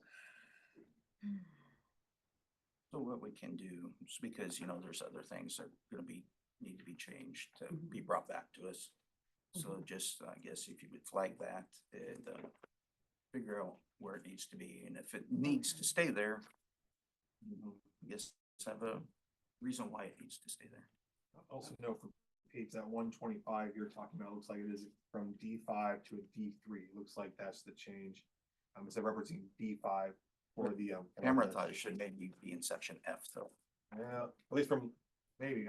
You're right. I know what you're saying. Yeah. D3 does say dogs, but you know, if there's. Reference that I think more, but that might be one. That's just what I saw as potential, but I don't know as well. That's what. Are you referring to 3.010? Yeah, I went back. I apologize. It is, yeah, it's that what it was. The first one he brought up. You guys started going on. I was just looking at the first one where it talks about references. Here, I call it page 125, which that's in the packet. That's how I reference it. Okay. It's easy for me, but that would be the section 3.010 and reference the issue of E5. That's the commercial dog boarding kennels defined in Article 6. And it references the D.5. Just looking at, oh, maybe it meant to say D3 instead. Maybe things got changed. You'll see in that section D, it looks like things got renumbered and changed some, so it could easily make sense that it could be changed. But I think it also said you mentioned maybe apply for a section F. Okay. I'm all confused on the three. Yeah. I'm just having a hard time tracking because I don't have the same version. I mean, I don't have this numbering system. So in 3.010 at the very bottom, it says page 1 of 51. So would yes. you be on page? Be on page 6, actually, page 6 of 51, I believe. Okay. Which is Number 5. Correct. Okay. Number 5. Okay. That talks about it was changed to a D.5. Uh-huh. And I think the question that's brought up was that references, I think, winery. And so when looking over section D, if it was renumbered a few times, maybe it references D.3. But Okay. that's just a guess. I don't know. I just trying to think, understanding how the ending went. I can see it being maybe renumbered a few times, and then I do that all the time. Yeah, for sure. Worse at that. So. Okay, we'll have to look at that. I'm really not prepared to make substantive changes either. Oh, but- sorry about that. So this actually is correct the way it's written. It's saying commercial dog boarding kennels as provided in Article 6, or dog training classes or testing trials that cannot be established under D5. That should be under the administrative review. What would now be D5? It should say D3. So yeah, that's correct. Thank you, Justin. So anything above and beyond what's approvable through subsection F4 would be reviewed under conditional use permit under E. So it should be, that's correct, Justin. So D3. D3. D3. Dog training, not dog. Training class or tasting. Yeah. And like you said, it's probably a renumbering thing, when things were stricken that created that issue. Yeah. And all of a sudden, that section went from like numbered 17s, like 3, it just got changed a lot, which of course Yeah. will reference so many other things, and we almost wish all these were living documents where you edited one, it changed everything below, but. Yeah, we could, that's a good point. We should hyperlink them in the future, but we're not there yet. Okay, Okay. so section 3060, general commercial, page 2. Mhm, And this is just a formatting or numbering thing. mhm. It should be, we go B13 and then there's a blank, so it should probably be B14. Okay.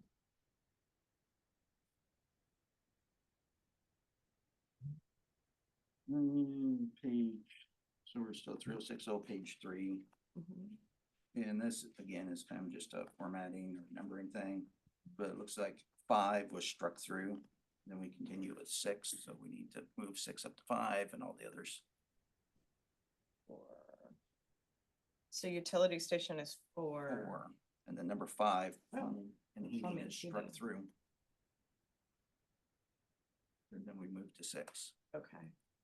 so everything needs to be renumbered and brought up. Are those supposed to be struck, Daisy?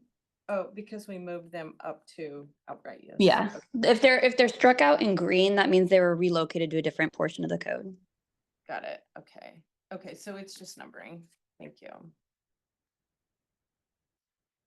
Okay, so page 4.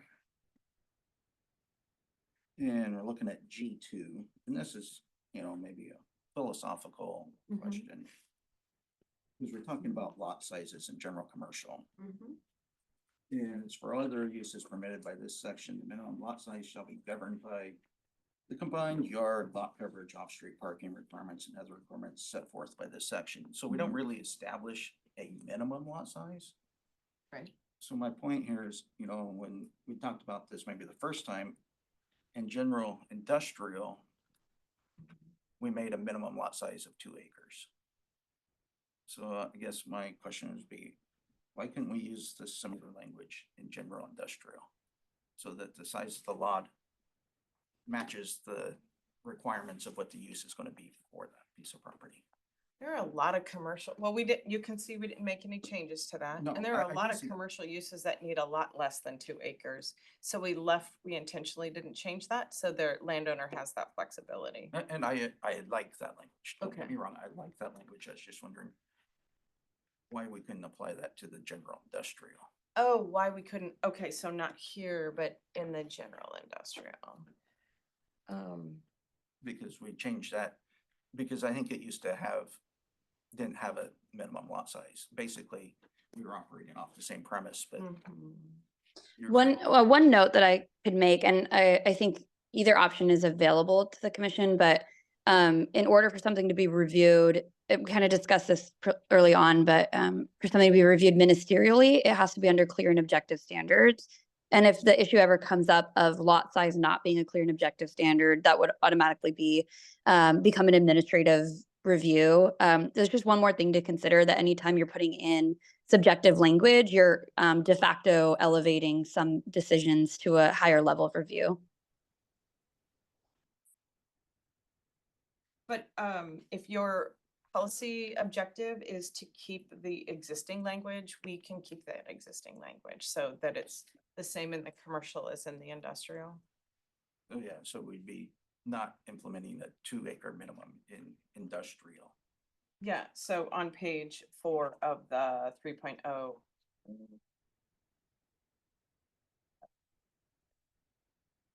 3.070, we would, Yep. rather than those changes, we would keep the old language. Yes. Yeah, that's easy to do. Okay. No, I hadn't seen that language before when I read through. Okay. It caught my attention, and like I say, I liked that language. Okay.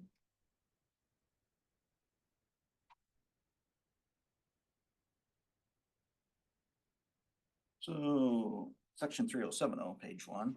Mhm. And I see when it's A2, uses permitted outright, subject to zoning permit approval. Mhm. And we changed it from farming to farm structures. which, okay, I understand farm structures need a zoning permit. But my reading of this is that then farming's not allowed. Because farming's not listed anywhere.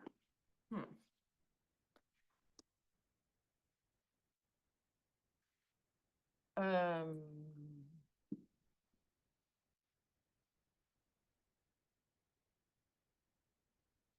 Um.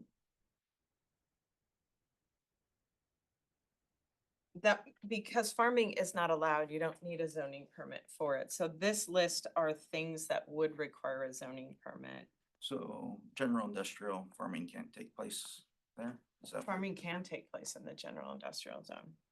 So it doesn't list where it's allowed anywhere. You know, we did that to the code many years ago to make it clear that farming is allowed as an interim use, and I don't see where we changed it here. I don't see where it says that it is allowed. Mm-hmm. Because your outright allowed uses, it says right there, subject to zoning permit approval. Right, so these are things, if it's not mentioned and it's like farming or moving dirt, we don't regulate that. So it wouldn't require a zoning permit. So we don't have a separate list here that I'm we're, not saying that farming should require a zoning permit, but the way I read it is that when it lists uses allowed outright, it doesn't say that farming is allowed anywhere.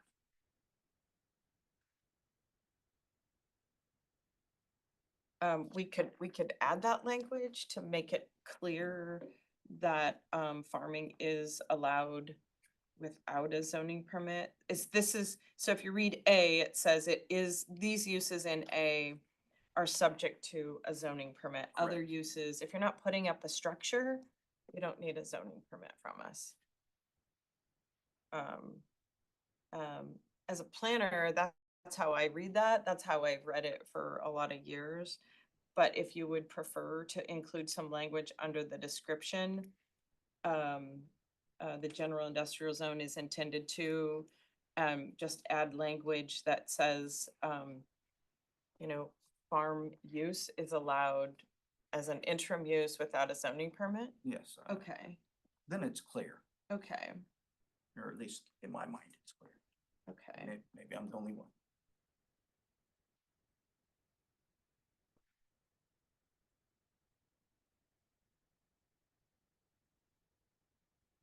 Okay. Next one was, we'd already addressed, because it was general commercial or general industrial. Okay. And changing the lot size to Mhm. be the same as general commercial. So this one is still 3070, page 5.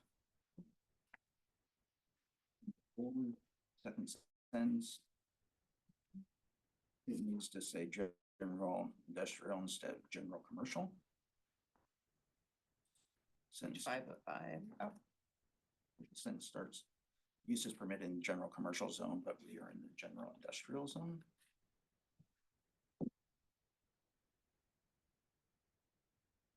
got it. So you're on page 4. Page 5. Page 5, subsection 4. In the 3070, general industrial.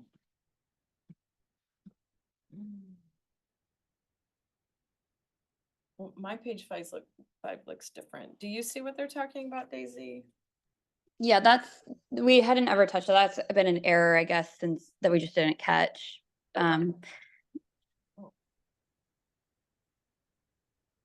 Just above transportation impacts? Yeah. Yeah. Let's say yeah, that's right. So we're just, so it should be general industrial. Got it, okay.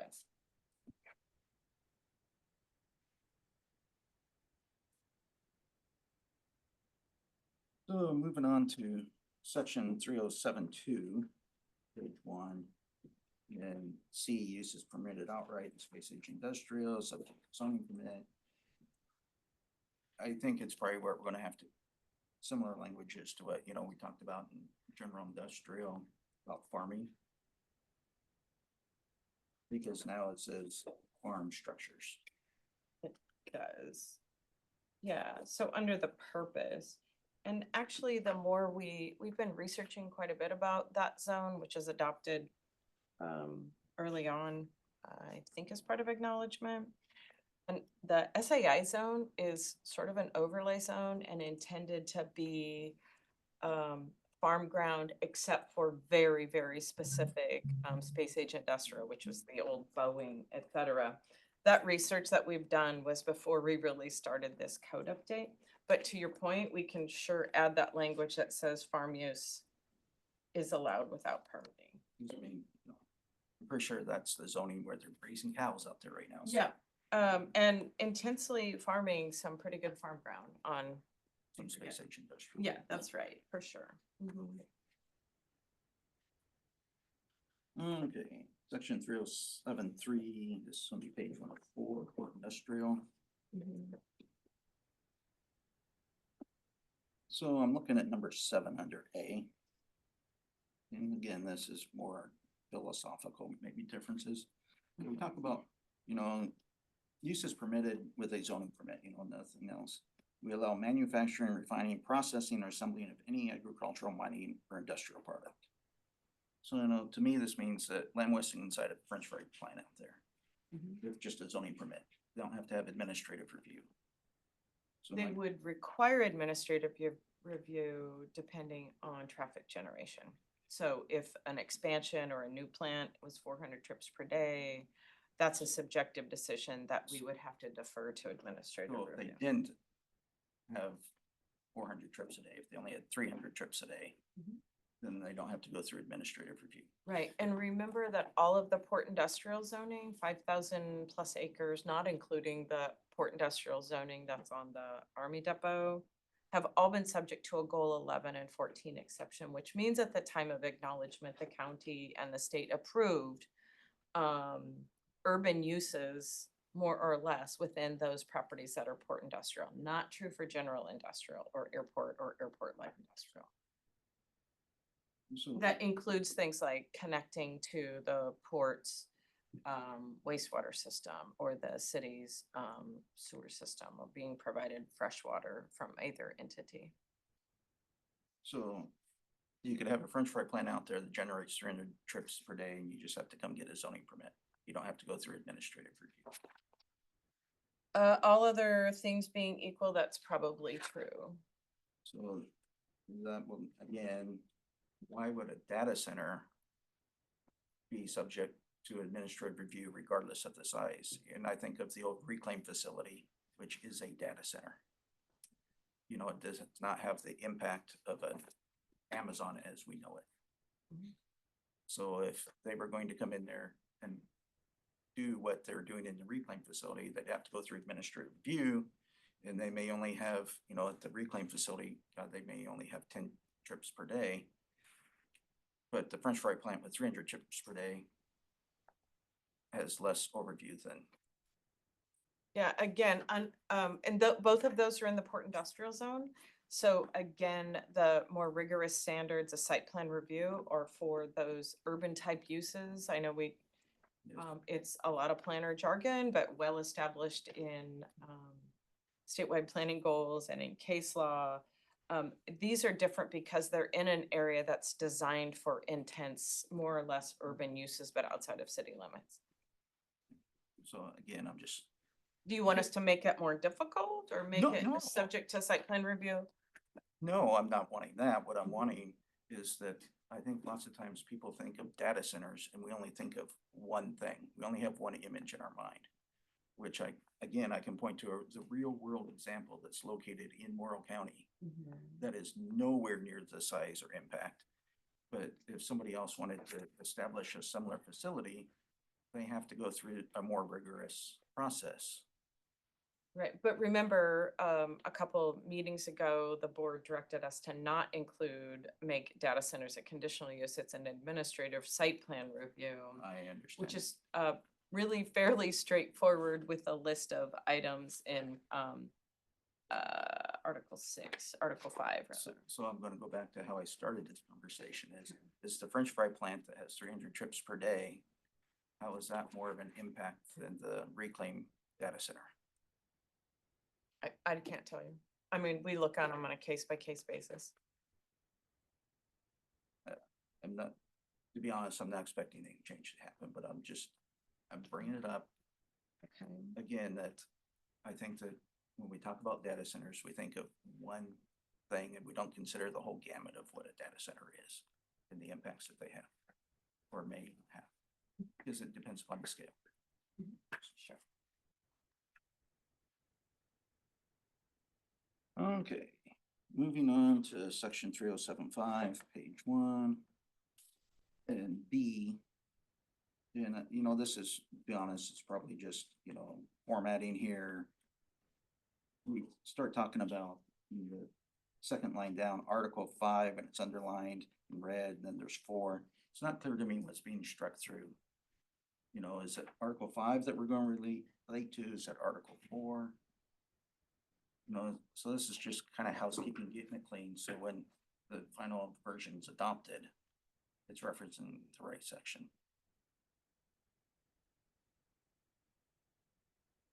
Because neither 5 or 4 is struck through.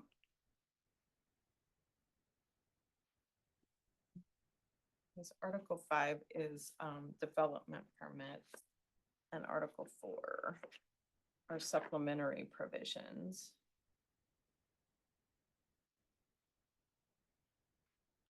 And in this piece, they're a zoning permit process found in Article 5, which are zoning permits, section 5.010. Unless site plan review is required in Article 5. And Article 5 has both zoning permit and site plan review. So it should be Article 5 and not, I mean, really, if you read it, it would say Article 54, but I realize that we don't have Article 54. So Okay. again, when it comes back, just make sure it references the correct one. Okay.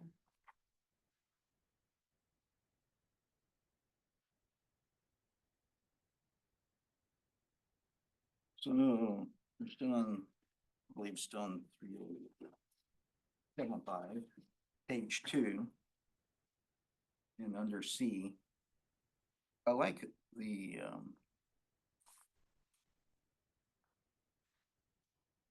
formatting that you did on under B, one, you had institutional, and then, you know, you lettered them and listed out the things. You know, it reads nice. I like the formatting. When I look at C, you know, some of this is maybe for consistency through the thing too. The format's not the same, and it's hard to read, and maybe part of it's just because of the red line. But if we could change the formatting under C to reflect the same formatting as under B.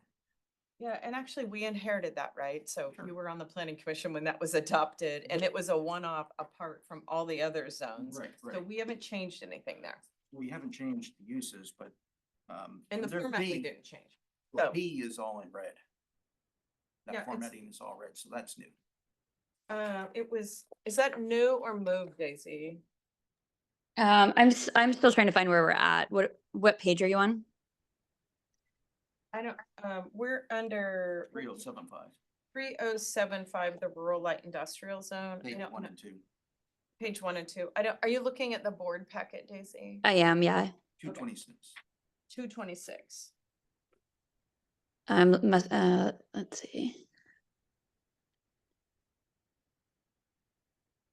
I'm looking at the agenda, specifically the PDF. 26 of 230 days. Oh, thank you. That must be 26 of 531. Yeah, mine's different format. I'm in just the PDF code Okay. side of it. So. But she's on the same. Yeah, nothing substantively has changed. We're just reformatting it so that rather than saying use is conditional and allowed outright, we're just separating that out, just like our other codes, to try and standardize it a little bit, to say these are the permitted uses and these are the conditional uses. Daisy, on that first page there, Yeah. would those be green rather than red because they were relocated, or are they red Yeah. because that's from the first edit? They're this one's a little bit tricky because it was formatted differently, and so I'm trying to maintain the substance of the code while trying to make it more consistent with what we have in the other articles. So yeah, I mean, it's all the same information, it's all the same uses and all the same categories. It's just separated out. No, and I'm not questioning that. It's just if we can have the format. He's just, yeah, well, I think what he's Oh. asking is, if you go from B to C, if you could make C the same format as what B Exactly. is. Cause it's confusing when it's not the same format and Mm. you kind of get lost in where you are. And I get what Jeff's saying, it's just, I'm gonna get further work Yeah.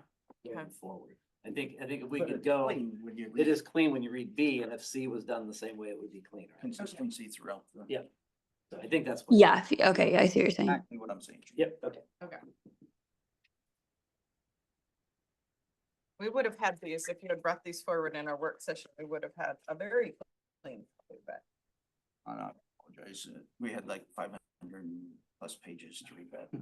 Yeah. For the regular board meeting. I And that's just- what I focused on. I'm hoping that when you brought it to the work session that, some of these are kind of a carryout. I was expecting that the final document, by the time it got to us, wouldn't have these things in it. Okay, so we're moving to section 3076. Under C, gonna be 1. Maybe it's the same language for farming as we used under general industrial and space age industrial. Because C1 is where farming would be allowed but under the way it reads here, you'd need a zoning permit. So maybe the same language as we did in general industrial and we're gonna do in space age. I don't know that farming isn't allowed use in the ALI zone because it's all subject to the Boardman master plan that's been approved by OD, AV and FAA. So you're thinking that it's not? Cause they are farming all around. In the ALI zone, I mean, the ALI zone is gonna be absorbed by data centers and a solar farm. I don't. So number 1 uh says all use is permitted outright in air industrial park. So I went and looked up the industrial park zone. Number 14, farm use. Okay, then you're right.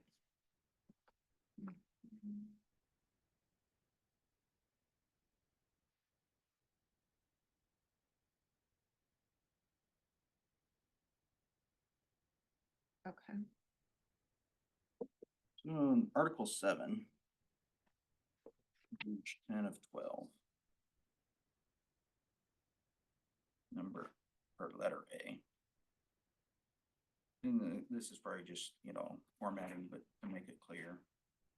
The way that 1 and 2 are there, number 1 is struck through, and then there's a new number 1 that doesn't really, I don't know if something's supposed to be under the new number 1, or just number 1 inadvertently and number 2 inadvertently got struck through.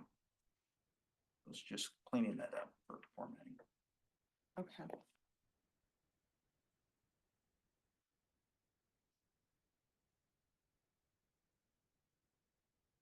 Article 9.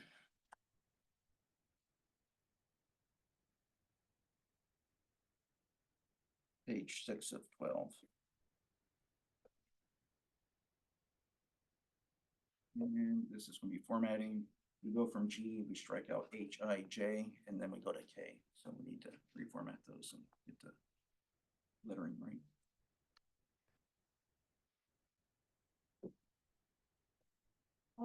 Justin, some of these minor editing things, aren't those considered Scrivener's errors that we wouldn't need board approval to make when we publish our final document? We should have it. I mean, I would say that normally these were the ones we correct beforehand. When we file and publish it, we can't usually make the changes after. We should do it now. Okay. So I've that's my been counseled differently in the past. And it might be legal, that might be the exact aspect. I just know from practice what we've done too. We've never, it's a fine line, what we consider Scrivener. Maybe say, oh, it's Scrivener's error that said this department decides something. That was a mistake. You meant that. This That's other- more, I wouldn't interpret that as a Scrivener's It's error. not really defined exactly what, unless it's just pure spelling. Is it just renumbering? An Yeah, example being and like a That was the example here, and we'll change D3 that. to D5 one. I would say that's a substantive one because we know that, oh, that's probably a Scrivener's error, but it's substantively representing a whole different section. So Yeah, that's the difficult, and this is my impression, but yeah. the other person who probably said the Scrivener thing is right. I also know our practice just to have it cleaned up exactly, so we don't have that staff getting in trouble for doing small changes afterwards. Okay. Just chime in, from my perspective, if I'm going to approve a document, I don't want to approve something that I know that there's errors in it. I want to see that the document is correct, is to the best of what I know it is. Just like your board procedures that you pointed out earlier. Yeah, got it. You have more. Yeah, that's all I Okay, okay. So what's your pleasure here? have. Is to those corrections maybe resubmitted and Bring it back to the board? Okay. so we can make sure that everything lines up. Would there be any value in sitting and having for the board for this for a work session and touch base on it again if there's anything else? I know we probably talked about, there has been a We work did session. 2 weeks ago and heard no comments whatsoever. So I just want, we can do that, but So we were Yes, very sir. reluctant to make any changes. We were on pins and needles 2 weeks ago and we sure can, because we absolutely want to get it right. Well, again, just especially the formatting, I would have thought that those would have been not through the first time before they were adopted.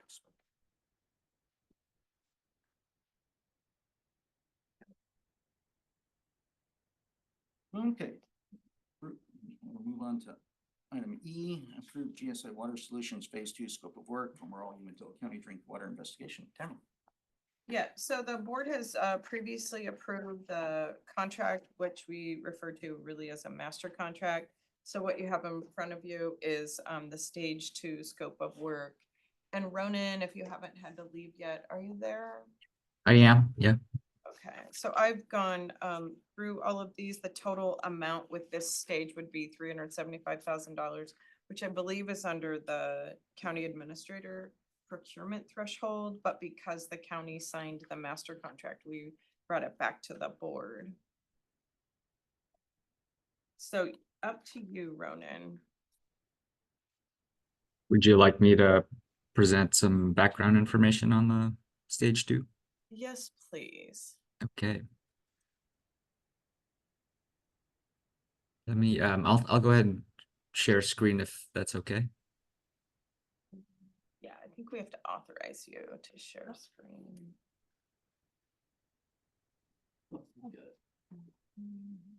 Can you see that? Yep. It's there, Ronan. Well, thanks again for having me present this information. So this is stage 2 of the Morrow and Umatilla County Drinking Water Investigation. We've been calling it the EPA project roadmap project. And again, this is to approve, in terms of board action, approve the stage 2 scope of work and fee estimate that we provided to the county in a memo dated December 9, 2024.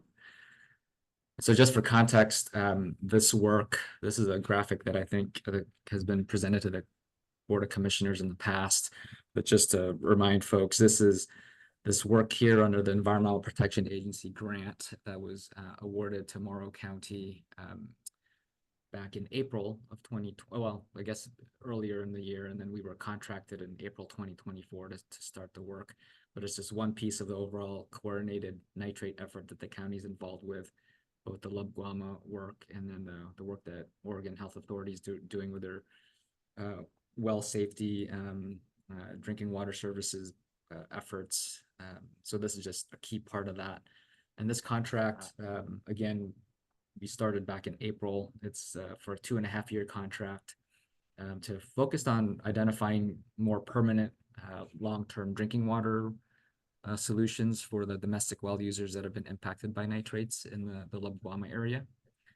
And so we are starting to wind down stage 1, again from work in April, and we're picking up stage 2, which I'll go over quickly on what that scope of work is for that stage. Hey, Ronan, could you turn the volume up on your end? Maybe, I'm trying one other. let's see. Commissioner Winholtz, Yes. right behind you, there should be a volume control on the black pad. I'm sure you want me. I'll try to speak up a little bit better. Is that better? just because you got, Oh, wait. it's a little bit farther from the microphone. I think we got it. think I changed speakers and made it better. Okay. I'll try to speak closer to my microphone as well. All right, so this graphic was part of the master scope of work that we presented back in April again. And so this kind of just highlights the 4 stages of the project. Stage 1 was pulling together the baseline assessment and prioritizing or developing work plans for communications and data management, and then starting to look at the data that's been collected in the area, so that we're winding that process down, that stage down, as well as starting to look at the public water system information. Stage 2 is focused on the drinking water system connection options. That's going to be our focus, as well as collecting the initial well samples as part of this project. Whoops. Oh, did I miss something? Let me see. There was it was a cell phone. I'll call him back right now. Yep. Perfect. You're good to go, Ronan. Okay, sorry. So stage 2 is basically to collect the initial samples and then focus on the drinking water connection options, so connecting to existing public water systems. So that's gonna basically start now and go into mid next year. Stage 3, which I won't get into much here, but it's basically looking at the other non-connection options. So putting in new wells, doing treatment, basically other options that are not necessarily focused on connecting to existing public water system.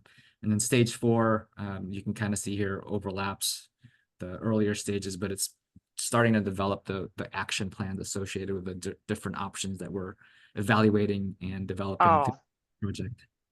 Oh, well, that's okay. Maybe she'll leave a message.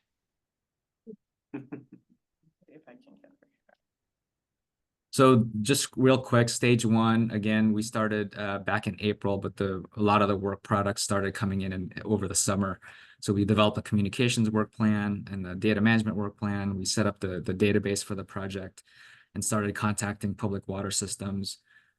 Then as we were looking at the data that was available, starting to develop a conceptual model around the issue of the nitrate in groundwater and which wells are, and starting to understand the impacts of the domestic wells. Held a couple of workshops and developed a quality assurance project plan for EPA to approve, which we're using to collect well or samples from wells. So that's where we basically ended up here in late October, is in a position to go ahead and start to collect those initial well samples. And that's where stage 2 is picking up.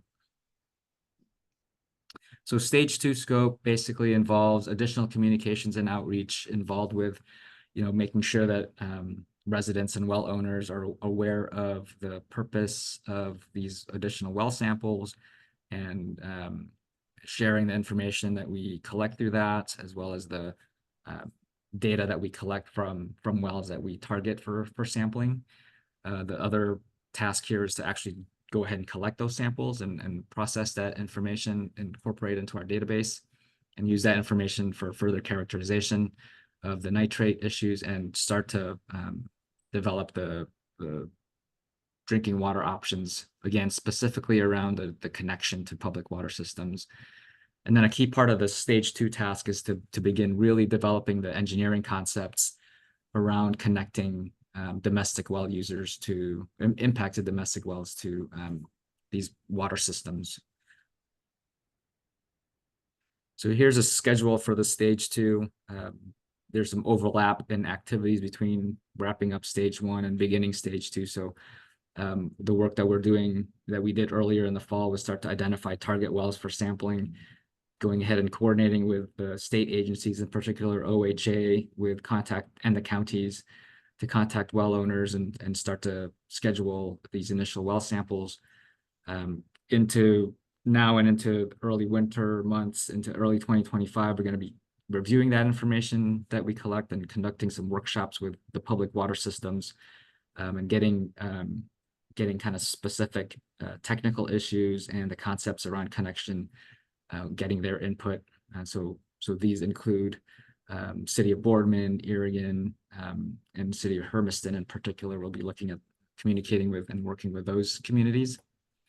And then into the spring, we will collect additional samples where we see some gaps or need to follow up with further characterization. And that's also when we'll be digging into a little bit more detail on the connection concepts and conducting the feasibility evaluations. And then in late spring, we're going to be conducting a workshop, a public workshop, where we present the initial concepts about connection and then preparing a report in early to midsummer. So this is just a budget breakout of the fee for stage 2. As Tamara mentioned, this is for about $375,000. So that's in addition to the $485,000 that was authorized for stage 1. There is some budget left over in stage 1, and so some of those contingency tasks will be used to backfill some of the data collection, in particular, some of the wells that are going to be sampled. So at this point, the request is for completing stage 2 is an additional $375,000 to authorize for continuing the work, which will go through midsummer, about end of June timeframe for completing these tasks.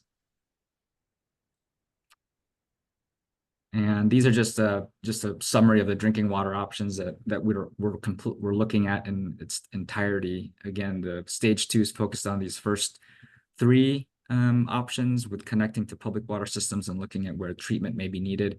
We're also looking at a potential for regional connection with the system from the Port of Umatilla down to the Hermiston area. So we're also going to be evaluating that. And this is just a map showing kind of the areas that we're going to particularly be focused in on stage 2, the areas around Boardman, Irrigon, areas around just west of Umatilla, and then these areas just west of city of Hermiston. So those are the areas that we're going to be particularly focused on for stage 2. And so with that, that's the kind of just a quick overview of the stage 2 work. And Tamara, I don't know if there's anything else you want me to cover or highlight as part of this. No, I think it's good. And thank you for listening, commissioners. One of the challenges we have is trying to communicate the scope of this project, which really is a research project. We have a very highly technical steering committee. We're not directly doing outreach with individual landowners at this point, except where we are trying to do, and Ronan and his team and the subs are trying to do outreach. So as part of stage 2, we are increasing some of the communication and outreach, which at the moment is still in the planning department webpage. And Stephen and I have been working on that for the past week or so. Again, it's important, not just for the commissioners, I think you understand, but for the public to understand that there are multiple things going on at the same time, which is why I appreciate Ronan's initial slide to put into context what this project is, and what we're asking today is to adopt stage 2 of this EPA-funded drinking water initiative project. Quick question on well owner contacts and initial well sampling November 24. What is our percentage of sampling at? Oh, percentage. What's your total? Just, I mean, It's like yeah, a what's the total? dozen.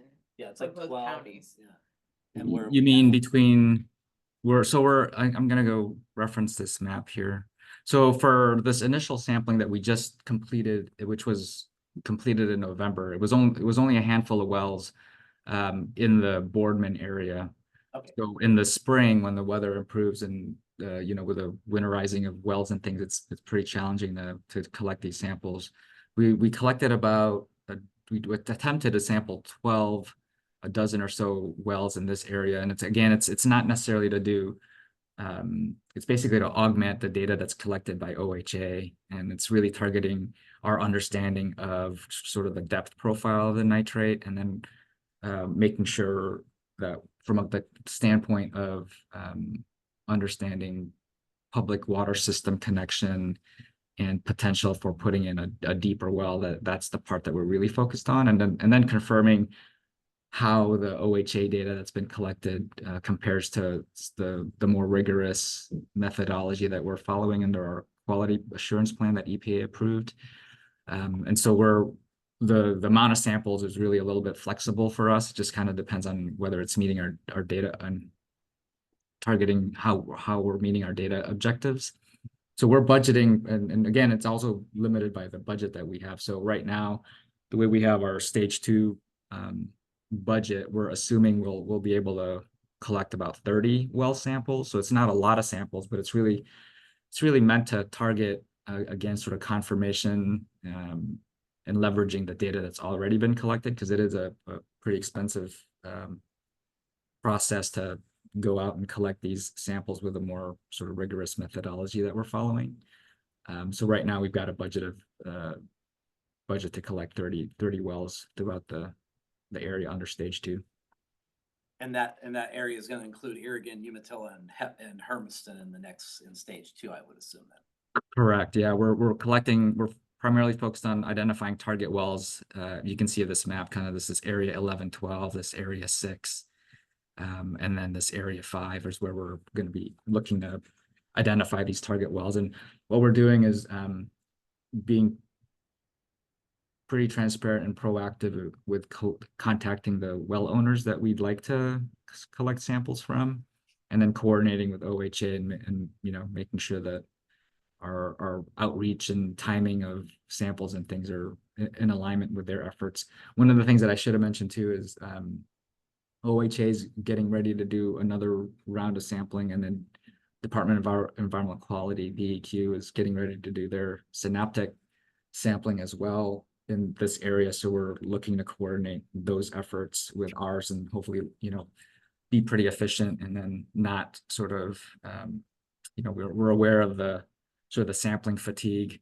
And so we're trying to coordinate with those agencies and make sure, both from a communication standpoint and the sort of the value of the data that we're collecting, that those are all coordinated. So thank you for that. And that's kind of where I was trying to get us to go for public information, that it is going to be another barrage of testing, and we want to make sure that everybody understands the purpose behind it and the coordination of the 3 different entities doing the same testing. Right. So there is a fatigue out there, and people are very standoffish at this point. I want to make sure they understand why they're being tested again and the purpose of that. Correct. Yeah. Thank you for that, Ron. And then I have one more question. Data collection, or data, the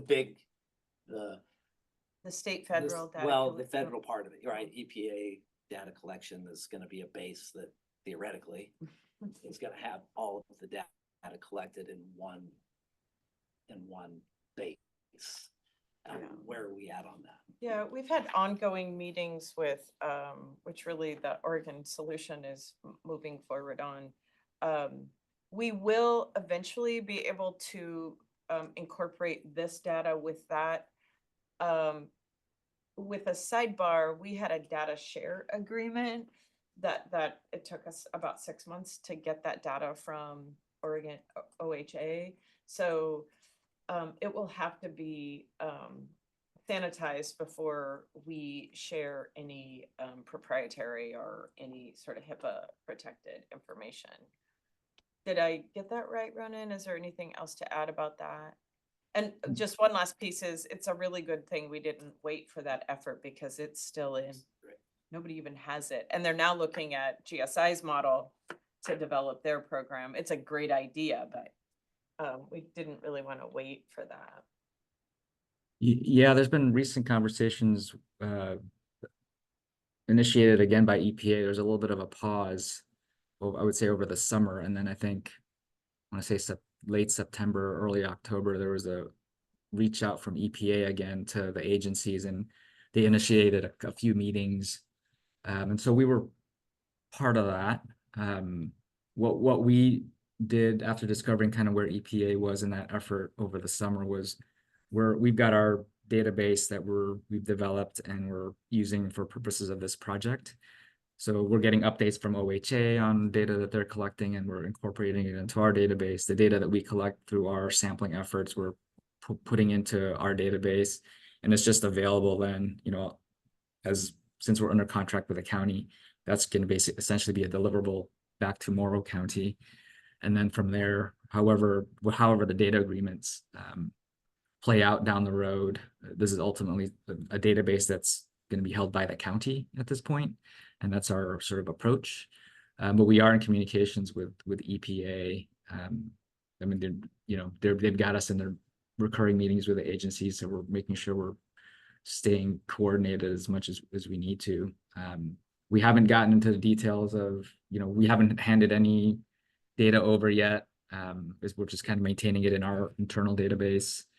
And then depending how the process and timing works on the EPA effort of creating this integrated database for the Lub Guama. I think those conversations will probably happen over the next few months. So, and there's a Lub Guama meeting on January 20th. Ish, yeah, I just saw that yesterday. Yeah, So hopefully that will be the more clarification. for sure. Yeah, thank you for your work on that. I just want to say that I think phase 2 is going to be kind of the exciting phase, the phase everybody's been waiting for. Has been referenced a couple times, the testing fatigue, and all you're doing is testing, testing, testing. Phase 2 shows that, okay, understanding we had to do the testing, but now we're getting into potentially coming to a solution for some of the problem wells. So I think that's a very positive step forward. And a good message that we can relay to people that, yes, we've gone through phase, we're getting phase 2 to actually come to a real solution, so. And I'll just add to Tamara's point about the communications in public meetings. We had some good feedback at our last steering committee meeting. And, we are working with the county to get a more robust website stood up. And then we'll also have under stage 2 a couple of public meetings, in particular one in, at least scheduled for now, in kind of the May timeframe where we can present some of those solution concepts around the connection options. So that'll be the main topic at that May workshop.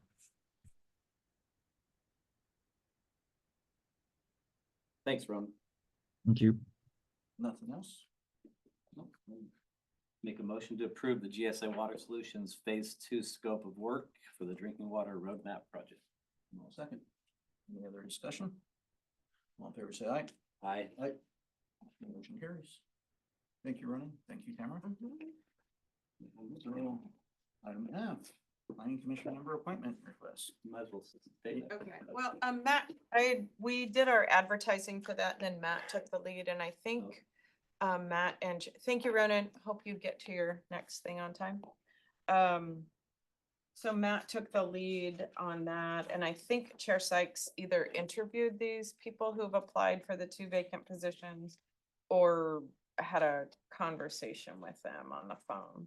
So we have a vacancy for somebody who lives in the Irrigon area and for somebody who lives in the Boardman area, and we have 2 people. One is Stephen Hinthorn and the other is Andrew Seymour.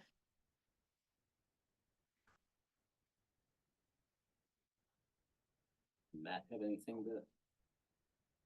I don't know if he's I on. don't know if he's still on. He might have left already. We have 2 vacancies, we have 2 applicants. Yep. So. I'll make a motion to appoint Andrew Seymour and Stephen Hemthorne to serve on the planning commission. I'll second. Any further discussion? None. All in favor, say aye. Aye. Aye. Motion carries. Thank you, Tamara. Wolf Depredation Advisory Committee member appointment request, Valerie. Okay, so we have 3 positions opening at the end of December, for the Wolf Depredation Advisory Committee. 1 in each category, so we have 1 position in wolf conservation, 1 for local business, and 1 for livestock. We received 2 applications from livestock producers, 1 from local business, and Commissioner Drago volunteered to remain on the committee. And I put you under wolf conservation. So that would be our 3rd category. And I was asked by Chair Robinson that he was concerned there wasn't going to be enough applications, and having some previous knowledge of it, I told him I would put my application in. At this point, it looks like they're going to be able to fill all the positions, so I would withdraw my letter of interest. So you don't want to be considered for the conservation? I mean, I guess my only comment would be is we'd have essentially 2 livestock producers on there, you'd be a balancing voice, but that's your choice. Right, and I would be willing to serve, I just didn't want to step on my toes and be, because when I read it, it was for a Yeah, county I position. entered it on the Right, so that's agenda. why I said, no longer as a commissioner, at that point I would withdraw. But I am interested in remaining on there if there's an open position that is, as I said in my letter, that doesn't, it's a different position. And the bylaws require, 2 members who own or manage livestock, 2 county business representatives, so like the local business, and 2 members who support wolf conservation or coexistence with wolves. Okay. If you don't mind, I think we would appreciate you Yep, staying. I will stay on as long as it's in a new role. So I would motion to approve Roy Jorgel Jr. to the Wolf Depredation Advisory Committee for Wolf Conservation. Motion to appoint John Qualls to the Wolf Depredation Advisory Committee for Local Business. And is it Jason Proudfoot? Paul Proudfoot. Motion to appoint Paul Proudfoot to the Wolf Depredation Advisory Committee for Livestock Producer. I guess I can second that. Because Can I do that out of a conflict of interest? Council? I think it's okay. Yes, that's fine. so you're second. Okay, it's been moved and second to make those appointments. Any other discussion? I do have a question. So you said there's room for 2 livestock producers. Is there already one there? There is one, whose term I think is good for another 2 years. Okay, and that was the one that the Mahoney was putting in for? They Or were both so just they were putting putting for in the same for one. the same position. So that would be, okay, understood. I just needed to make sure I wasn't bumping somebody out. I'm not a livestock producer, so I wouldn't be bumping that position out. Okay, thank you. Because if we appointed both of them, then we'd have 3 livestock producers on there. So all in favor of the motion of those appointments, say aye. Aye. Aye. Motion carries. Spring cleanup for out of city limit Morrow County residences. Let's Randy, talk about garbage. You guys want that? have I heard you had an unofficial title of the garbage queen? I'm the garbage queen. I this is kind of an example, but Caitlin I'm Sandy Pointer, Morrow County Public Works. This is Caitlin Kennedy. She is the compliance planner. Okay. She came to me some time ago, just trying to get some ideas on what we can do to help some of our code enforcement issues with having too much trash kind of hanging around. And a lot of our residents are kind of on the low income, not, I don't want to say low income, but just struggle with getting rid of some items that maybe we can kind of help them. The cities, the City of Hepner, City of Boardman, City of Irrigon, Ione has done it, and this town of Lexington has given their residents a free dumping. And I kind of manage that with the transfer stations. They give vouchers out and then I turn in the vouchers. I get paid back from the cities. That's been well received and well welcomed, but it doesn't include the outside city limit residents. So that's what Caitlin was kind of asked me how I can help with that. And I came up with, let's get a population of all our outside residents and let's give them a voucher and give them a free dumping. And I put a cost to that. I kind of estimated 1 pickup load. We go by a cubic yard measurement at the transfer station. So 1 pickup load, 6-foot bed, 4 foot wide, maybe 2 foot high, good solid load, $15 a voucher. And I come up with doing that 22,000 roughly dollars. So I wanted to ask the board for a little bit of funding to do this. I visited with Kevin Entz, finance director, and we kind of came up with the plan to use garbage for garbage. The Findlay Buttes has an overflow of extra tippage money that I could use for this, and he felt it was doable. He'd have to do a resolution, I believe it is, to move some of the funding, but of course we need the okay with the Board of Commissioners. I gave you an example of what the voucher would look like and what a resident would do, and it's an outside resident, not a city resident, is they would visit the planning office or they can come visit the Public Works office, get their voucher, proof that they're Morrow County residents and they're outside of city limits. and we give them the voucher, and then they can take it to the transfer station. I didn't want to do one day like we've done in the past, because that would put a big burden on my attendant and my, Inundate the transfer oh my station. gosh. So I thought, let's start in January and go clear to June 25th or 2025. Kind of at their own Yeah. discrepancy in time. Yep, and their own agenda, because Mhm. there's some, if you pick a weekend, I'm not gonna be here, I'm gonna be on vacation or whatever, so. I'm just asking, do you wanna say any more? I'm the old hag, so I keep going. I'm the garbage queen, you heard him. No, this is just something I'm really excited to bring forth as an opportunity for a lot of the code issues as a resolution for some people. You know, some people may say that they don't have money or time or resources to clean up their properties. And I like to have a solution Yeah. to that. Will help. Yes, and seeing as, you know, all of the cities do have their own cleanup initiatives, I wanted to make it kind of an equal opportunity that we give something back. So. I have And a then question. need time for Christmas, see, you could be the Christmas givers. So in all the cities, when you get a voucher, you pay for your garbage, right? So everybody in the city of Boardman pays garbage. They pay that with their city water and city sewer. So you're paying for your garbage, then you get that free voucher once or twice a year to do cleanup on items obviously bigger than what you can put in a dumpster in your garbage can. So my question is, if you are a county resident and you do not pay for garbage, do you still get a voucher? They do still pay. Okay, so it'd be for Yep. everybody in the It'd be county all regardless that of whether they pay for the garbage or. City resident person. I just wanted to understand. Cause all the cities that get that, they do pay for their garbage. They still do, yeah. I'd say probably probably at least 95% of the people have a garbage can that they get weekly service from. There are Usually some there are people in some, the city that don't pay for their garbage service. Oh, but you know, even out in the county, you know, most people have right, yeah. Yep, this is just an addition and a little bit of nudge, a little bit of help. Sometimes it gives you that nudge that if you don't basically pay for garbage service, this will help. And when you said January to June. To June, and the that's- end of that's June. Per voucher.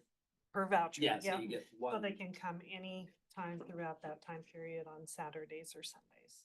Yeah, and we would be sure to track what we're addresses gonna- have picked up a voucher. Yeah, yeah. So one resident's not gonna get two, we're gonna try to Right. keep track of. I know, I just know when we did the certain area, that was an issue that we Yeah. tried to get them to. We offered free vouchers and they didn't really seem to want them, so I have concerns about whether or not it will fulfill what we're looking We for to hope. do, but we can hope so. I'm looking at it as it might be a little opening the door. And when was the last time we did it for county residents? 2007. So it's been a long time. Yes, it was when Mr. John Winholtz was on the board, and I think, 17 years. yeah, oh my, Okay. it was. And we did that where it was a certain day and a certain time. And that bombarded us there, and I can't imagine trying to do that now. I think that's a better Yeah. option to give it. Yeah, and this way we can track. If you're a city resident and you're looking for a voucher, no, go to your city will have some. And I'll try, before we start giving these vouchers out, I'll try to make sure and let public know that, well, City Boardman usually has them in April, and Irrigon's gonna have theirs when? Irrigon also has them in April. Yeah, But they so- also do the contracts with the sanitation, I believe, where they put the dumpsters out in Yeah, different and we'll make neighborhoods. sure and let those people know, cause there's gonna be the ones that are gonna feel and they're not treated fairly. Justin can get one. Yeah, well, I mean, I'm concerned, I'm not concerned, I know of for a fact, you know, be the people who do the dumping on a regular basis, keep up with it, like, oh, this is my one free one here. Yeah. Certainly the folks that don't probably be the ones that maybe Well, don't. and that's where the code enforcement comes in. You've got the ones that just can't. Feel bad for the dump guy who's gonna be measuring it and then saying, oh, that's front of the truck is free. Well, you'll Back pay of the the truck is difference. $20. You'll pay the difference. Well, it may be good to put something on here to let people know that the, like mattresses, couches. Those are free anyway, yeah, yeah. To, you know, put that on there so that If they've got their small trailer, they load that up with garbage that they'd have to pay Yeah. for. And not the appliances that are Yep. free to dump any weekend. No, that's a good idea. No. I So understand. Yeah. they can maximize their value. It's, But no, I think it's a great idea. No, okay. Anything else, Drew? Nope. I'll make a motion to accept the Public Works Department along with Planning Code Enforcement to allow each non-city Morrow County resident a garbage voucher and fund this for $22,000. Second. Thank you guys very, very much. Thank you. Any other discussion? Hearing none, all in favor, say aye. Aye. Aye. Motion passed. Thank you, guys. Thank you. Should have thrown in a new garbage clean hard drive or something. I know. Named. We're not doing this right. Thank Morrow you. County Fair Board Bylaws. Vince, is that you? Sorry.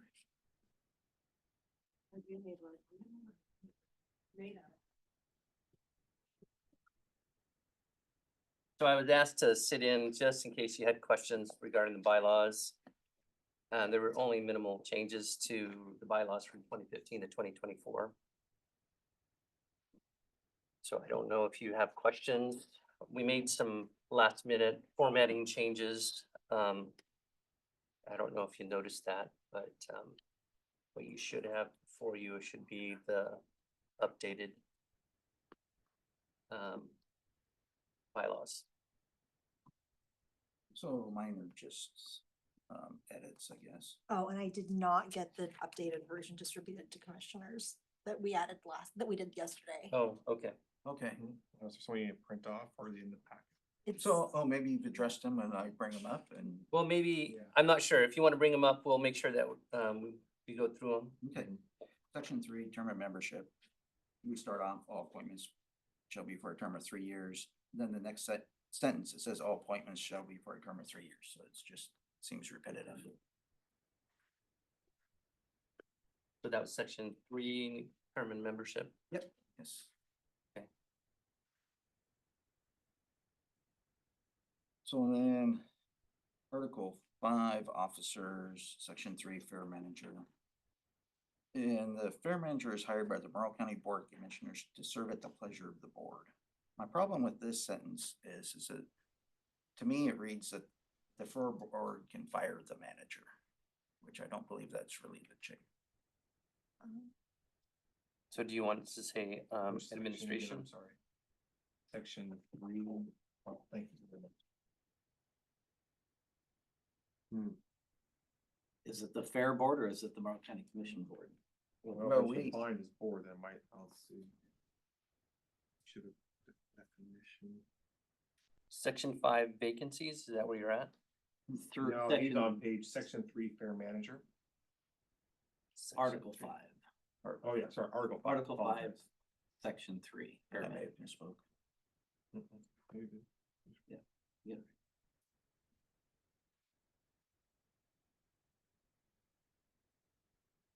You I want- just want to be clear that I don't believe the fair board has the Yeah. authority to fire the manager. So I would recommend, the sentence would be, the fair manager is hired by the Morrow County Board of Commissioners, period. And I don't think there's a reason to serve at the pleasure of the board. Okay. I think that makes it clear enough what's occurring. So then that'd be the one change made. Has that been made on the one already? no, that sentence was still in there. So we're just removing The section from to serve at the pleasure of the board is removed. And it ends after just the fair manager is hired by the Morrow County Board of Commissioners, period. So the purpose needed for that. So I'm not sure what page or what article it's under, but we're act without a meeting, section 6. And no, let Justin read this. And basically my comment, is that legal?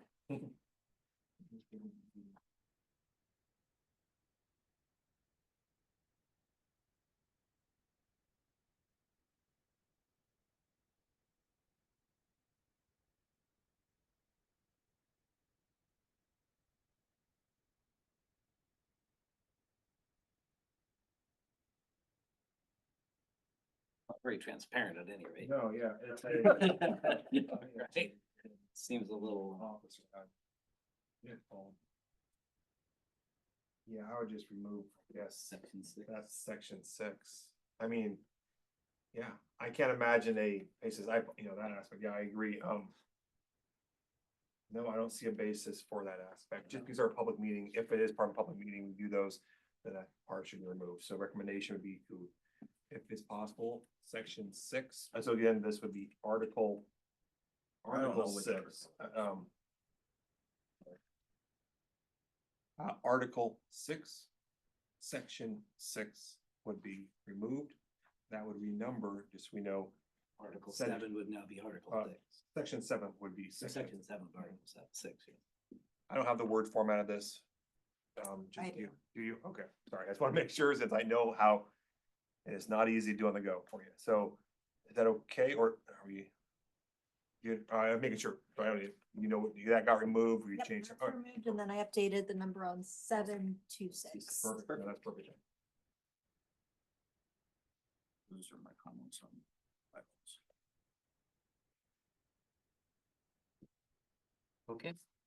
We'll make those changes and resubmit those at the next meeting. You have any other comments or questions, Junior? I mean, we can make those were smaller changes. We could approve with Approve them. those changes. The board could sign that here today. And then if you would like to, it doesn't have to That's come back. entirely up to you. I don't see an issue why not. I'm They're pretty comfortable, straightforward. doing that as long as we're okay with the changes. And I think maybe Valerie think's got those and what should be fine. She could have new ones printed out for us. It's printing right now. So I'll make a motion to approve adoption of the new Morrow County Fair Board bylaws with corrections made today. Second. Any other discussion? Hearing none, all those in favor say aye. Aye. Aye. Thank you. Approved with corrections. Thank you. Okay. Section letter K, ordinance 2024-07, ratifying the Clean Water Consortium. Justin. Correct. So at the prior board commission meeting, the Morrow County Clean Water Consortium, the agreement was approved with the port. After that review, after the approval, it also has to be approved through ordinance. So once we got that acceptance and that those terms were okay, everything was good and got signed off on. Now back and forward to get the ordinance assigned. It's just, you'll see it's just one of the nuances of the statute, just saying these type intergovernmental ones need to also be approved by ordinance. It creates this other entity. So it's just a requirement. Doesn't make a lot of sense at times, maybe not, but it's required. So you will see in the ordinance, and I believe I did it correctly here, went through and just step back. We really are following along with that broadband group, right? The same broadband consortium we have, it's following that same type of thought process. It's a completely different goal, but it also used the ordinance, the same bylaws. So that's the process that's here. So you'll also see, when you look at suggestion motions, it's a little bit different. That's because of the ordinance to try to get it going by the beginning of the year was the idea saying, hey, this has been going on long enough. I think the commissioners, Chair Sykes saying, hey, we need to get moving on this more and get going on it. And so it's gone in as a emergency declaration and then also a topic to read by title only. You'll know from most ordinances, you have set timelines, first reading, second reading, you have even an effective date being a little bit farther. There is allowing of this to be done, unanimous vote, reading by title only. So you can do this at a single meeting. It doesn't raise taxes, doesn't ask for that kind of funding. So those are met here, I believe, where it can be passed at this meeting. I'll also note many times there is an emergency declaration done a lot in almost every legislation you'll see in the state.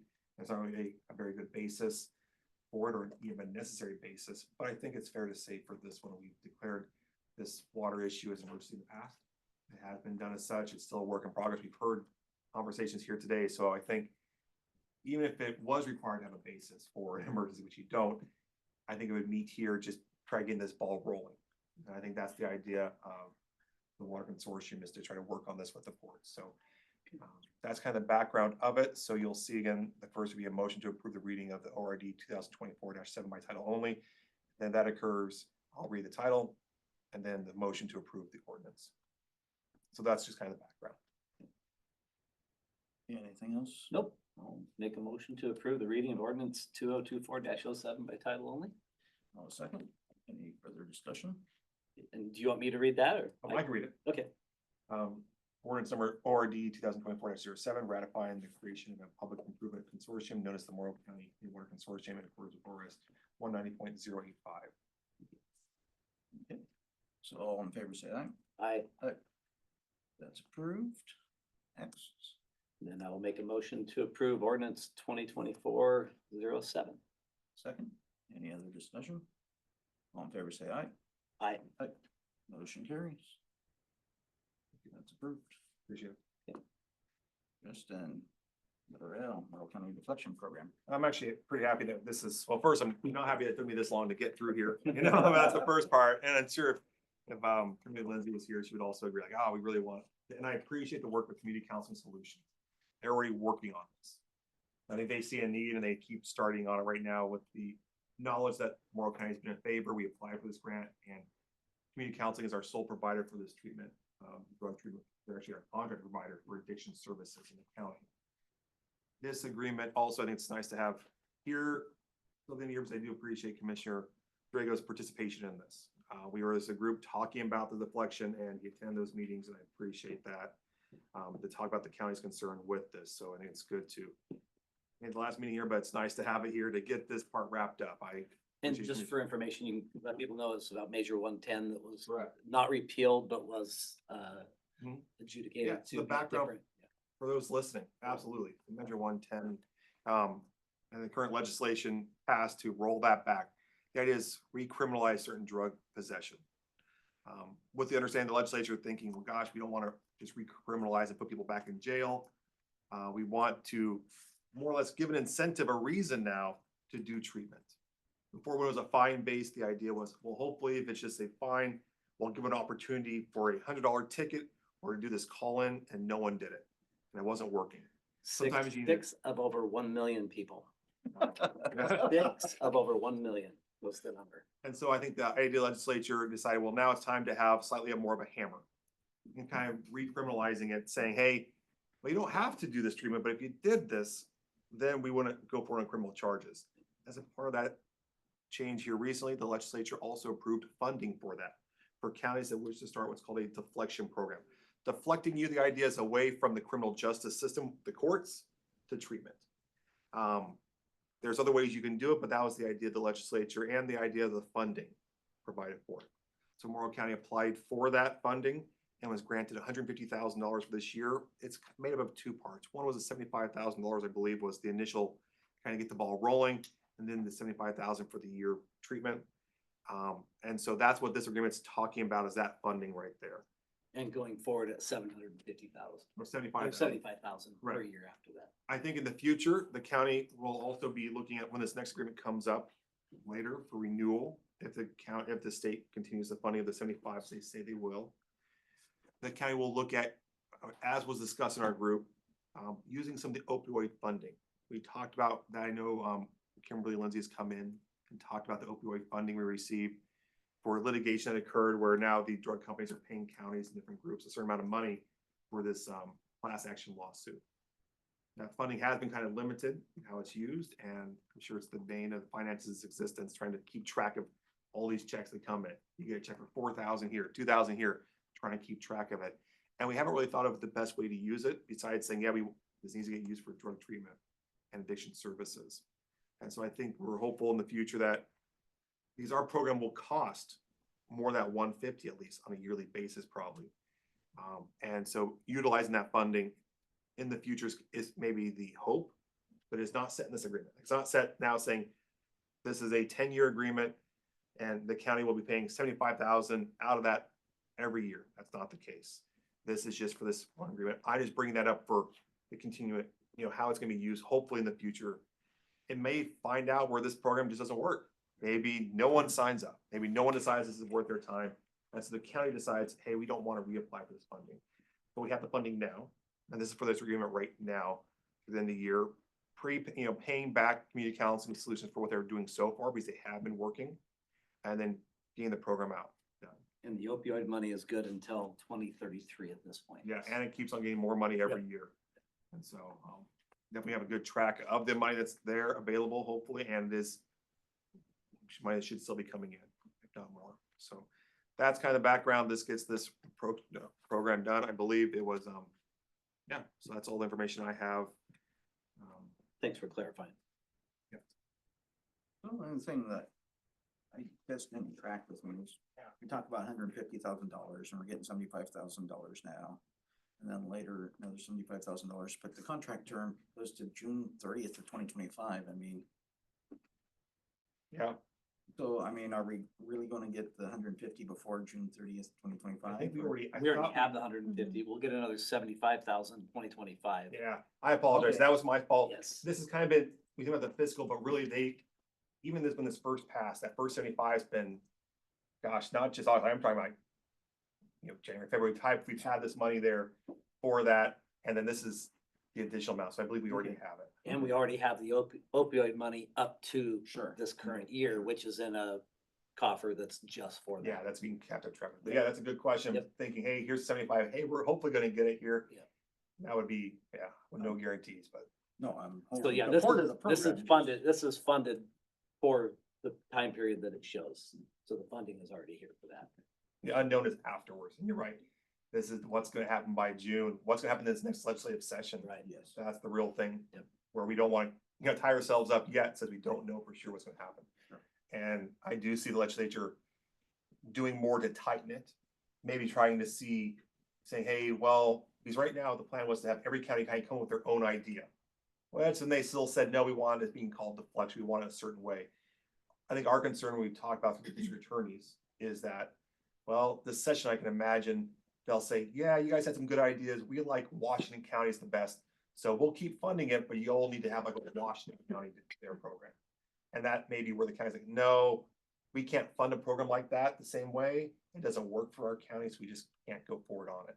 So that's our concern of saying, Yeah. what's gonna happen? What are they gonna require for future funding? And to save money and to make it more economical, we are teaming up with Umatilla County through counseling, community counseling services as well. So we can get away with backup that way. If one's gone, there's backup from the other side. So it's been a good work through it. Yeah, I mean, there was some headache at first about like, well, gosh, we really wanna, maybe wanna be different. We want some different things than what Umatilla County does. But we also realized, hey, to make this work, it needs to be kind of one group together, combining the resources, combining some of the personnel.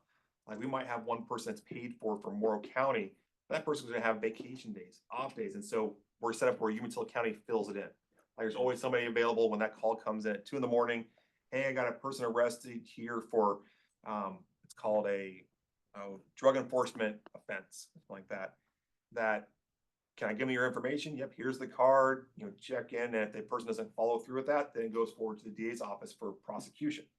If it does, they decide to do the screening and treatment, that's kept track of. And if they complete it, the case is never charged, it never goes through. And do we have the cards? Yeah, I think that was, yeah, I think Jesse actually had those, yeah. Okay.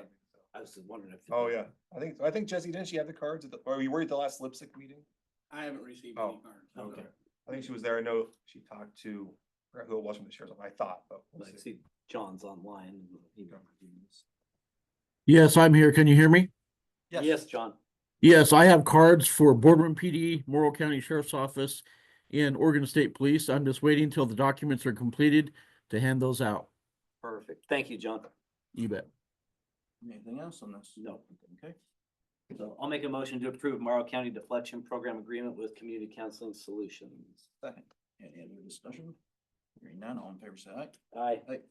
Motion carries. It's approved.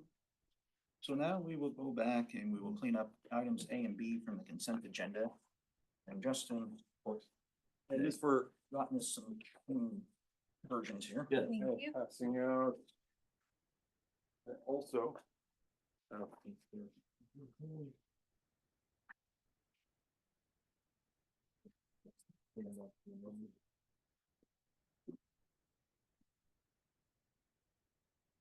Copy for anyone else who wants here. We'll also go through the changes, and so just for the board commission's information, and I'll state the public, this is a ongoing agreement we've had between the Iowa School District, Morrow County School District for the school resource officer position. This one's probably the same form we used for quite a bit of time, but we're here today, it was on the consent agenda, but, Mr. Winholtz noticed some changes or some, or was a scrivener errors, but then also a, one section talked about notice of, address change. It really didn't make sense as it was written. And so during the time, we were able to take that off the consent agenda, move it to a business item. During that time, I was able to make the changes. Fewer just spelling, and then also just the terminology of the agreement there. I combined them. I think it looks all right now for both, and there's two, the Morrow County one and the Ione School District. And I passed those out if you want to take some time to look those over. But those are the two agreements with those changes there. And we have copies here if anyone wants to see them. But really, in the end, and Under Sheriff can explain, I think the financials are the same. The what's being done is the same. Nothing substantive being changed. What I will say, sadly, what's a little bit interesting though, tough note, is the fact of we just had a school shooting. We just had the same situation in that school, not have a school resource officer, is my understanding. And these are situations you don't think about until something comes up. And so it has been beneficial. This also, while this is the Morrow County Sheriff's Office, the city of Boardman does the same. The city of Boardman finances school resource officer for the Boardman schools and has for almost the same amount of time. And it's been a big benefit, I think, for our schools, and that's add some safety. But yeah, the other than the clerical errors that Commissioner had noticed, it's just a renewal. The funds are the funds. That's what's budgeted for each one of the schools. And I appreciate you catching those clerical errors. Several of us had viewed them and still missed them. So, but yeah, other than that, the funding and everything else is identical as the past few years. No, I just want to say, thanks, Justin, for getting it taken care of, so you did approve today. No, again, just if I'm going to be putting my name to something, I want to make sure it's as correct as I see. Find something, I don't want to approve something that I know is not correct. And do we need a motion for these separately, or? You can be on the same one. You can do both for both. Just say motion to approve the agreement, school resource officer agreement with Morrow County School District and the agreement with the Ione School District. And if that's approved, they both can be approved at the same time. Okay, so moved. 1 second. So it's been moved and seconded to approve renew the school resource officer position with Ione School District, Morrow County School District. Any other discussion? All in favor, say aye. Aye. Aye. Motion carries or approved. Thanks, Brian. Justin.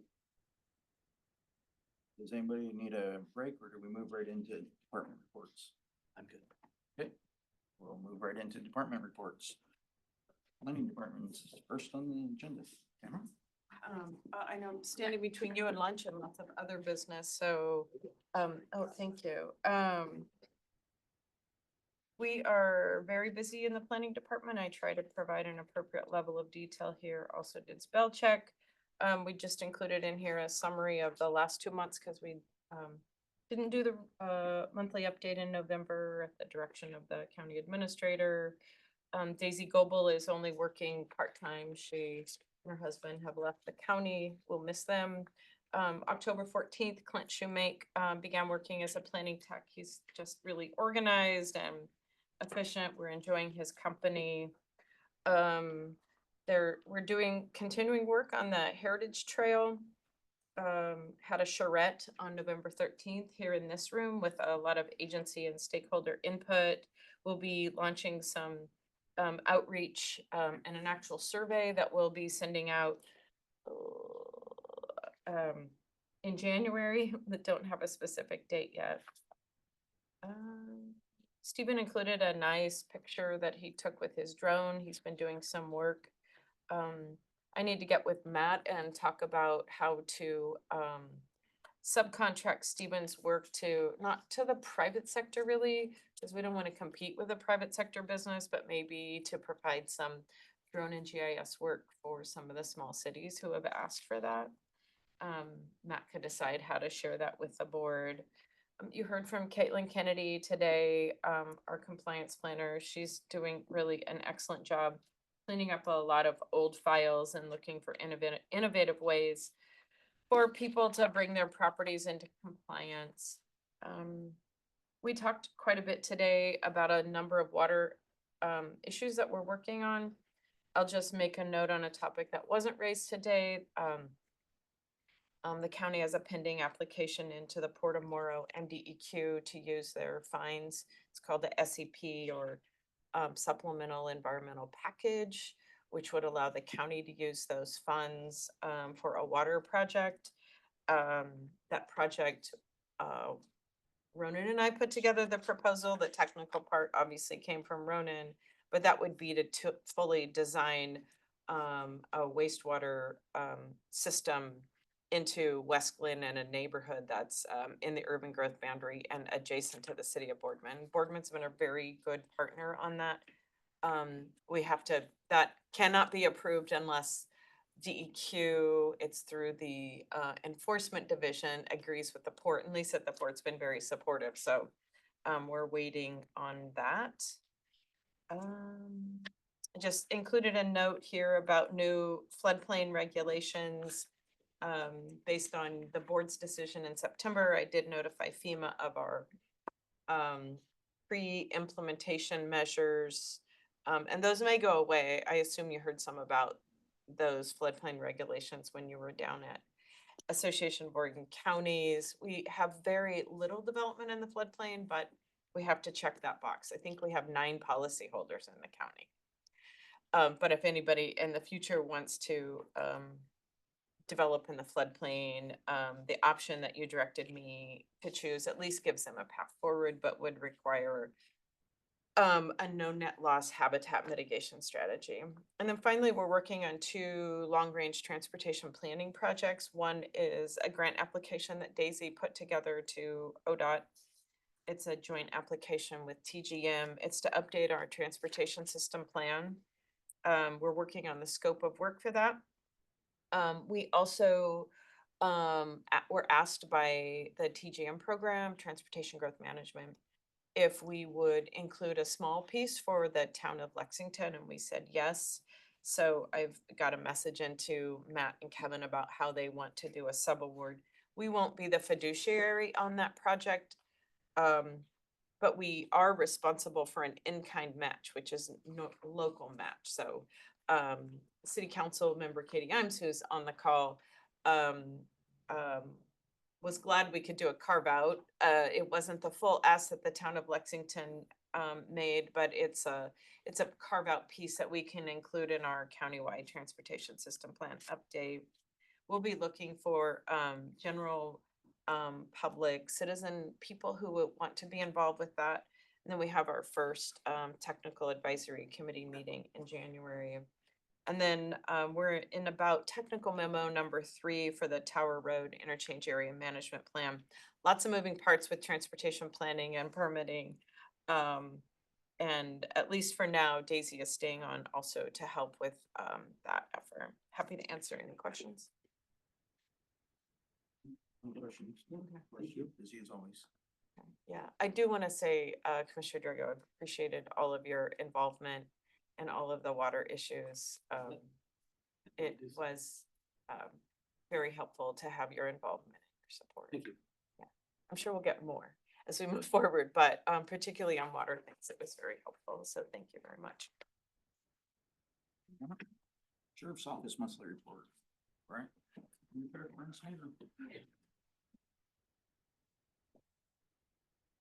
Good morning. Morning.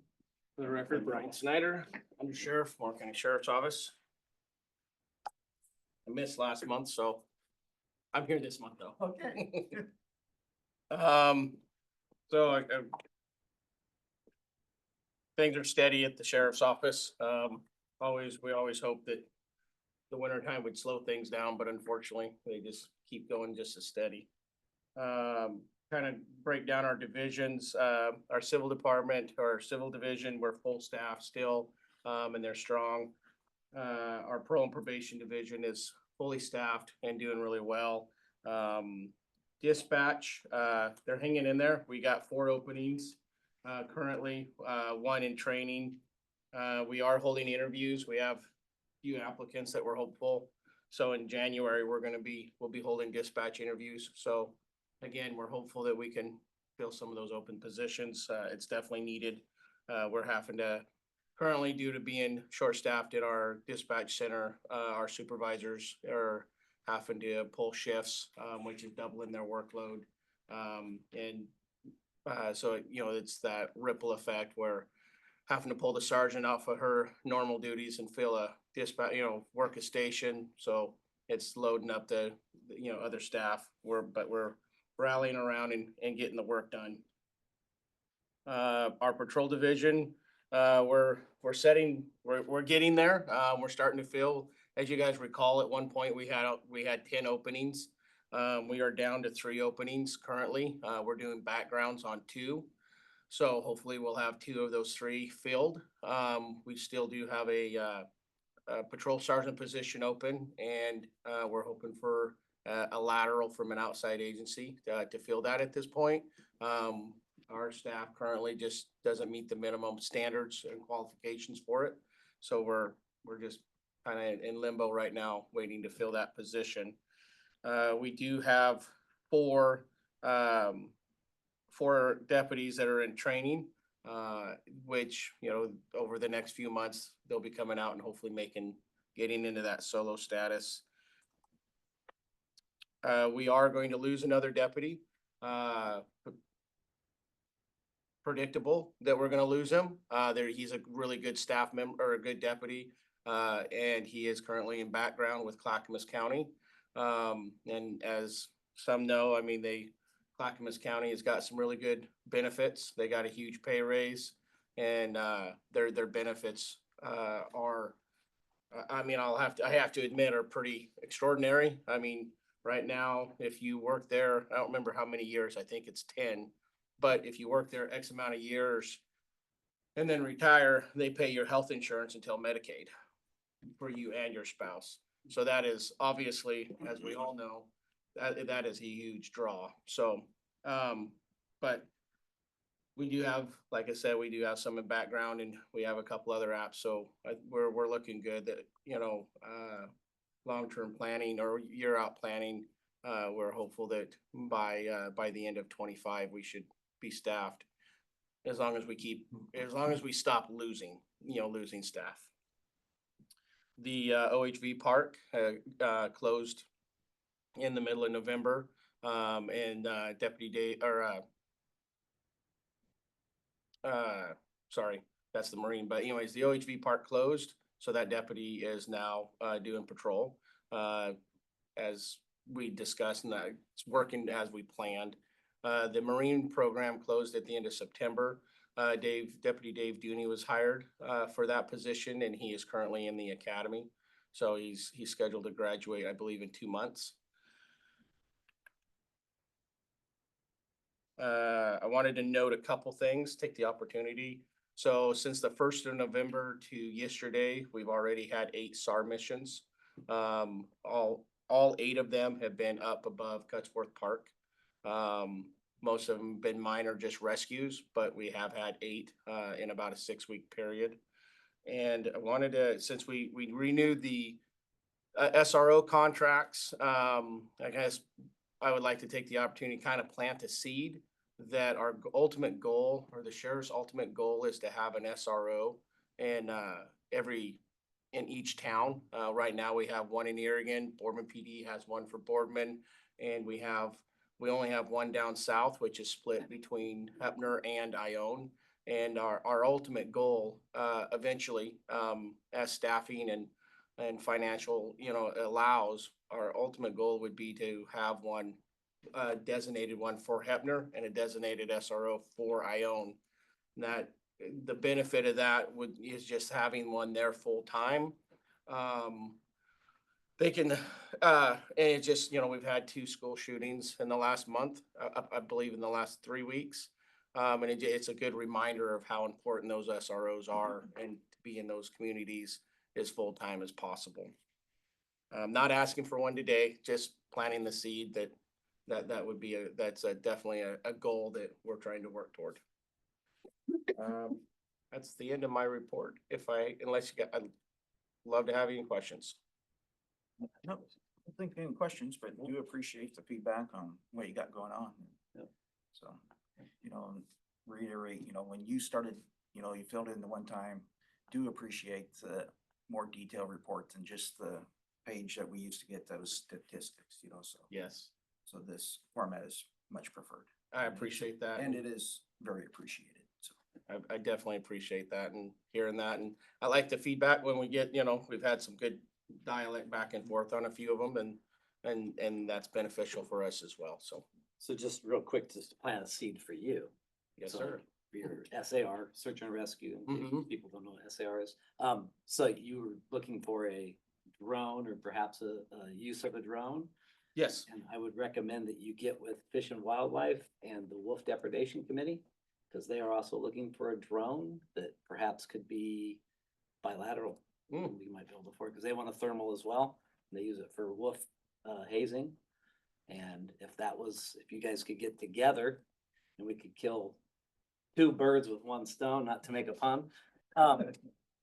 Yeah, so thermal would be a really good option, especially this time of year in the snow when somebody gets lost up there. Oh, absolutely. And I mean, partnership's what we're based off Yep. of, so. Because it's hard to buy two, but if you can buy one and use it in two different applications, that's saving everybody money. Absolutely, and it helps justify the need and the use of it and Yep. I mean, there's not a whole lot. I mean, the purchase is a significant amount, but you know, getting your pilot license and stuff, it's not as significant, but it helps justify every little dollar when you're using it in 2 or 3 different ways. So absolutely. And in the aspect of search and rescue, Steve is up there all the time and knows the mountains probably better than your deputies do. And he would be the guy you'd be working with on the drones. Yep, absolutely. Yeah, so I think it could be a really good crossover for the two of you. Yep, I appreciate that. We'll reach bet. out and see what we can come up with. Yeah. Thank you. Thank you. Assessment and tax report, no.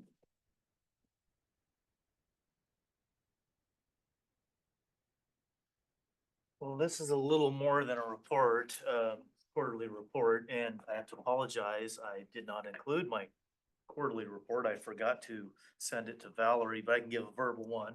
And then go through during your tax presentation, if that's all right. Sure. Okay. It's been a while since I've given a report, just because of tax time. September, October, November is pretty busy for my department.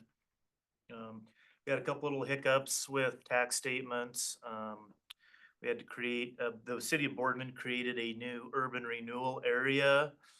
And when I worked with our software provider to implement that and create the taxing things that go along with that, we missed a step and we didn't find an error until after we initially printed tax statements, and actually had them stuffed. We print and stuff and send tax statements in-house. We don't hire a third party. So went around to some other counties, gathered some more blank tax statement forms and reprinted, got them restuffed and got them sent out. We collected, it was odd, each year's a little different. I try to get them out as early as I can, the statements. By statute, we have to have them out by November 25th. I like to have them out on around the 15th we have to have them out by October 25th. They're due November 15th. I like to have them out around the 15th of October. We're a few days late. And the past several years, we've been getting a lot of early payments. This year, everybody kind of waited to the week of the 15th. That's where we got the bulk of our payments in. And you'll see in my presentation coming up, we got all but about $3 million left to collect. So we're right with the historical kind of collections. We implemented a new software, a new hardware and software for scanning checks, tax payment checks. We utilized that really big this tax season. It is a huge time saver for the treasurer and the local bank. Instead of taking hundreds of checks down late in the day, and then the bank has to, pay one of their tellers. overtime or whatever to sit there and process all those checks. We do it now in-house. It creates a deposit file that the treasurer logs in and approves, and it worked really slick. We're still kind of learning the process and, had a few issues with it, but we think it's going to really improve, when those busy days when we get hundreds of checks in.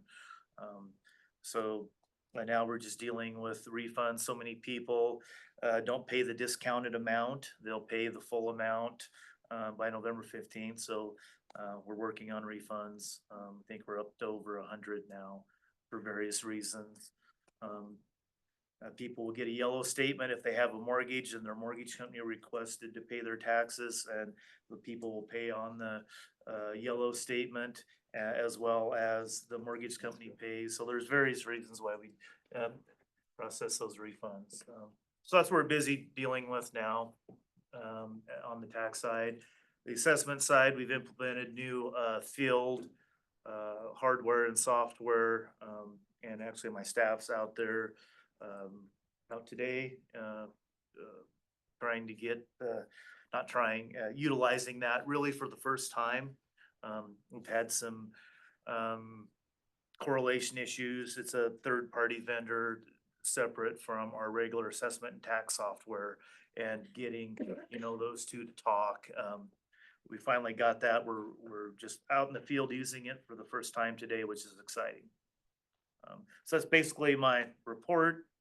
If you want to bring up the slideshow, we'll talk about current year tax stuff. Any questions on my report?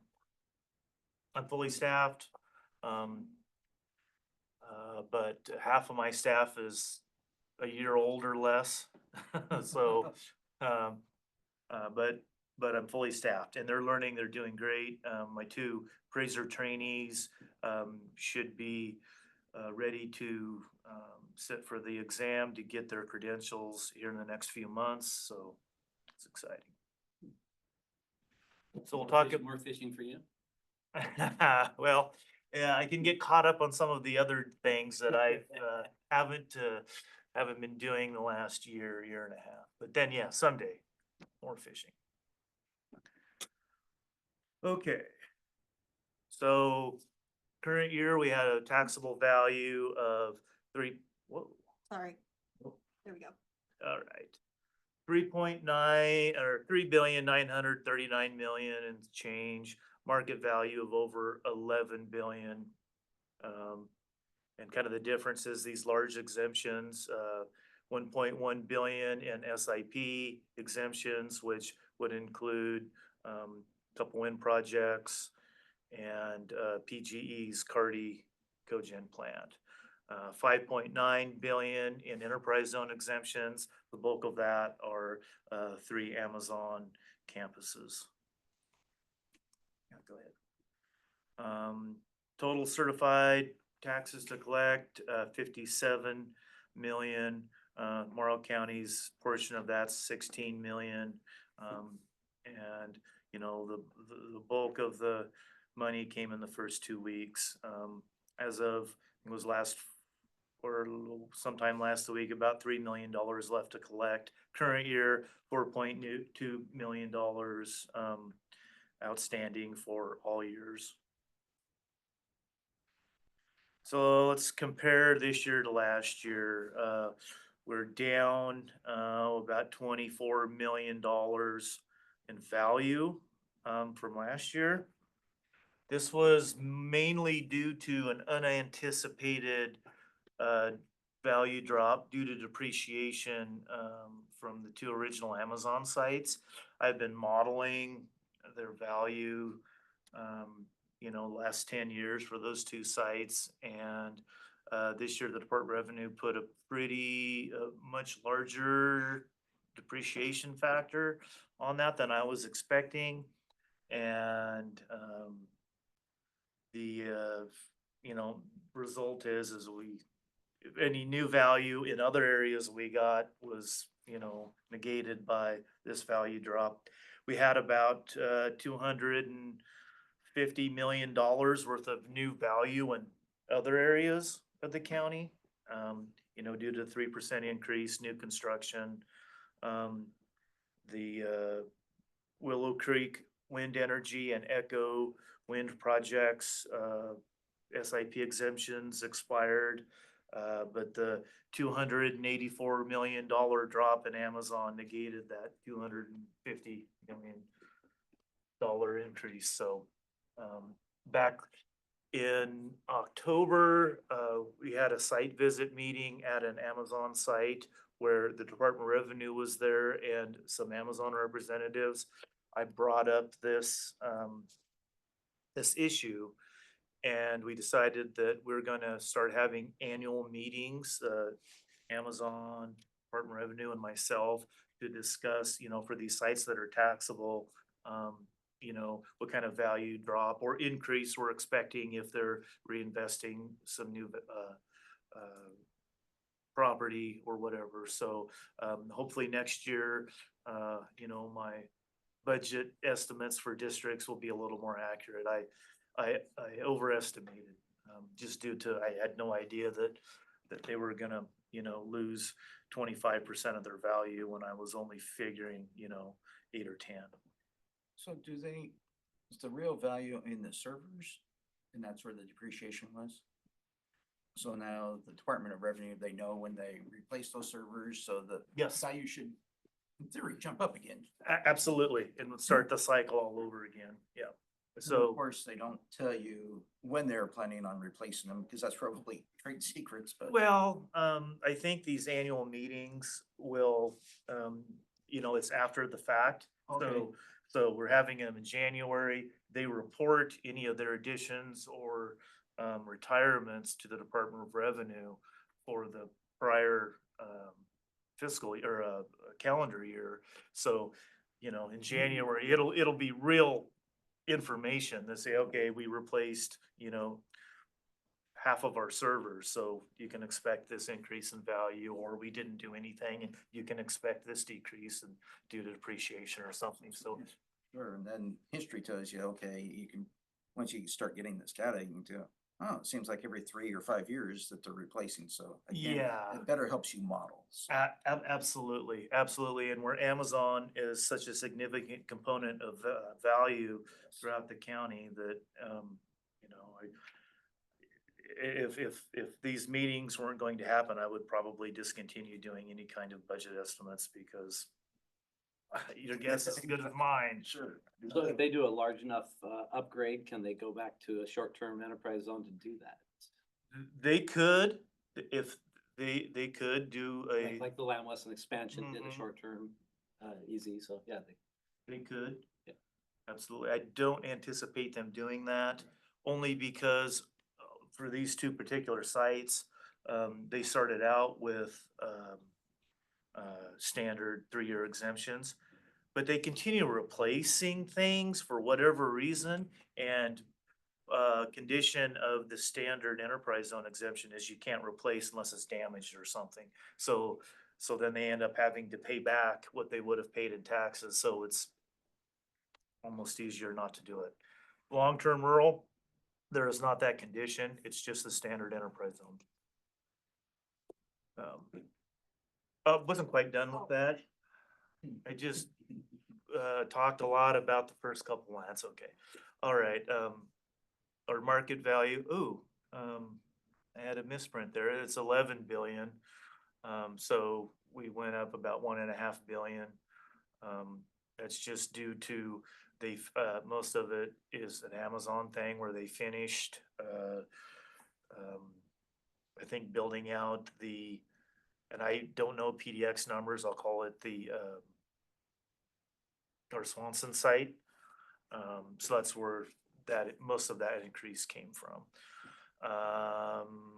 So it's I apologize for that, increase of 1.5 billion, not 500 million and change. Certified tax, we're down a little bit because our value was down. So hopefully we'll go back in the right direction again next year. So you can go ahead, Valerie, thank you. Generally, property taxes and rates, combined rate for properties inside the city of Boardman limits is a little lower to this year, a little lower due to the city levied a little less on their bond. City also created a new urban renewal area, which contains the new Tidewater subdivision next to the River Lodge and the Port Building. All the new value in that area will be captured by the city of Boardman. I don't know if you guys know how urban renewal areas work, but when they create an area, and this will be the third one Boardman has, I take all the value for the properties in that area, and that area is a defined area. It has a legal description. Take the value from the last certified tax roll, and that creates a frozen amount that stays, let's say it's $5 million. And then any new value from that point on goes, the value creates a tax, and that goes directly to the urban renewal agency. And so none of the other districts get to capture any of that value, new value. Is that a 3-year term? I do not know the specifics. You'd have to talk to the city of how long, their urban renewal area is there for. I think the first one got created back in the early 2000s, and I'm not sure when it's going to expire. That's 20 years or 30 or 40. I do not know. The second area, I created 10 years ago, and then this one this year. And right now, that excess value for all three areas is about $24 million, so it's pretty significant. And it's going to increase substantially, especially with that third area, as they build out that Tidewater subdivision with the apartments, condos, and those townhouses. And regarding something I forgot to mention, when I, got my values certified, I called in Kevin Ince and Matt and Vince to explain that, okay, my estimate's a little off. That's what we budgeted for. I don't know if it's going to affect anything or not, but we had a meeting. I let them know what was going on. We had such a positive cash carryover from the last year that it really didn't affect anything, and won't need to do any supplemental budgeting or anything like that, or make any cuts. So that's good. All right. Oh, I wasn't quite done yet. I just talked about Boardman. I'm sorry. Outer Boardman's a few cents higher than last year due to the Boardman Fire Protection District levying a higher bond amount. Outer Irrigon area, a few cents lower. And I forgot to talk about Irrigon inside the city. And I just know this off of memory of Irrigon. Their rate's a few cents higher because the city levied a little more on their bond. Outer Irrigon's a few cents lower. Hebner city limits, the tax rate decreased a little bit, but the city of Hebner still has a high tax rate. Go ahead. I did mention this on a different slide. Okay. And I said that wrong. Well, good. I'm glad I can correct myself in front of everyone.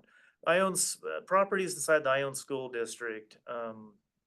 Their bond rate went up a little bit. They levied a little more, and the school district properties inside the Ione School District, even though it's mostly resource ground, farm ground, right?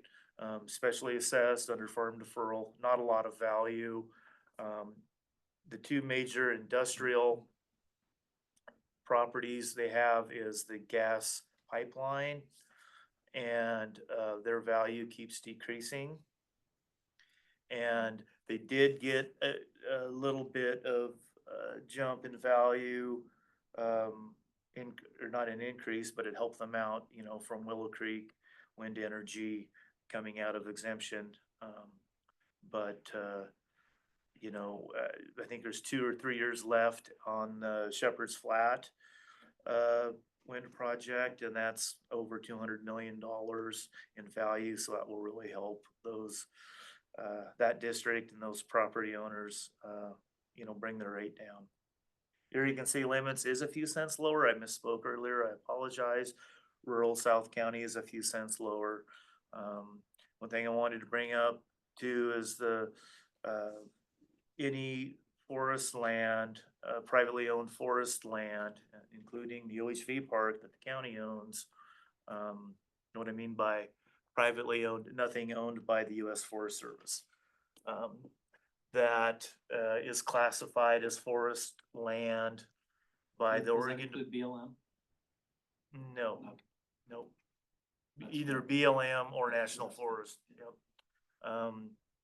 That is classified as forest land by the Oregon Department of Forestry, pays what they call a fire patrol surcharge.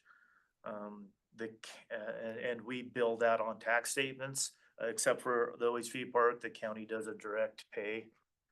And those are a per acre rate, depending on if it's classified as timber or grazing. Timber has a higher rate than grazing, like if it's meadows or if the tree density is so small that they'll classify it as grazing.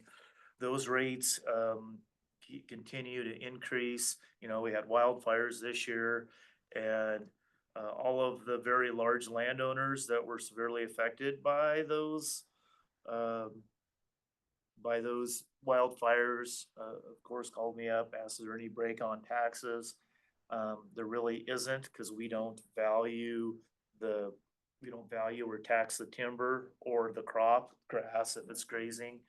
It's already specially assessed either as forest land or farmland. Even though they can't utilize the grass and or the wood products, at least this year for the grass and many years to come for the lumber, we don't value or tax those. So, but a lot of complaints about ODF's lack of response during those. Yeah, and I know there's some issues going on at the state with ODF being a lot over budget, and the legislature trying to have to deal with that currently. So, go ahead.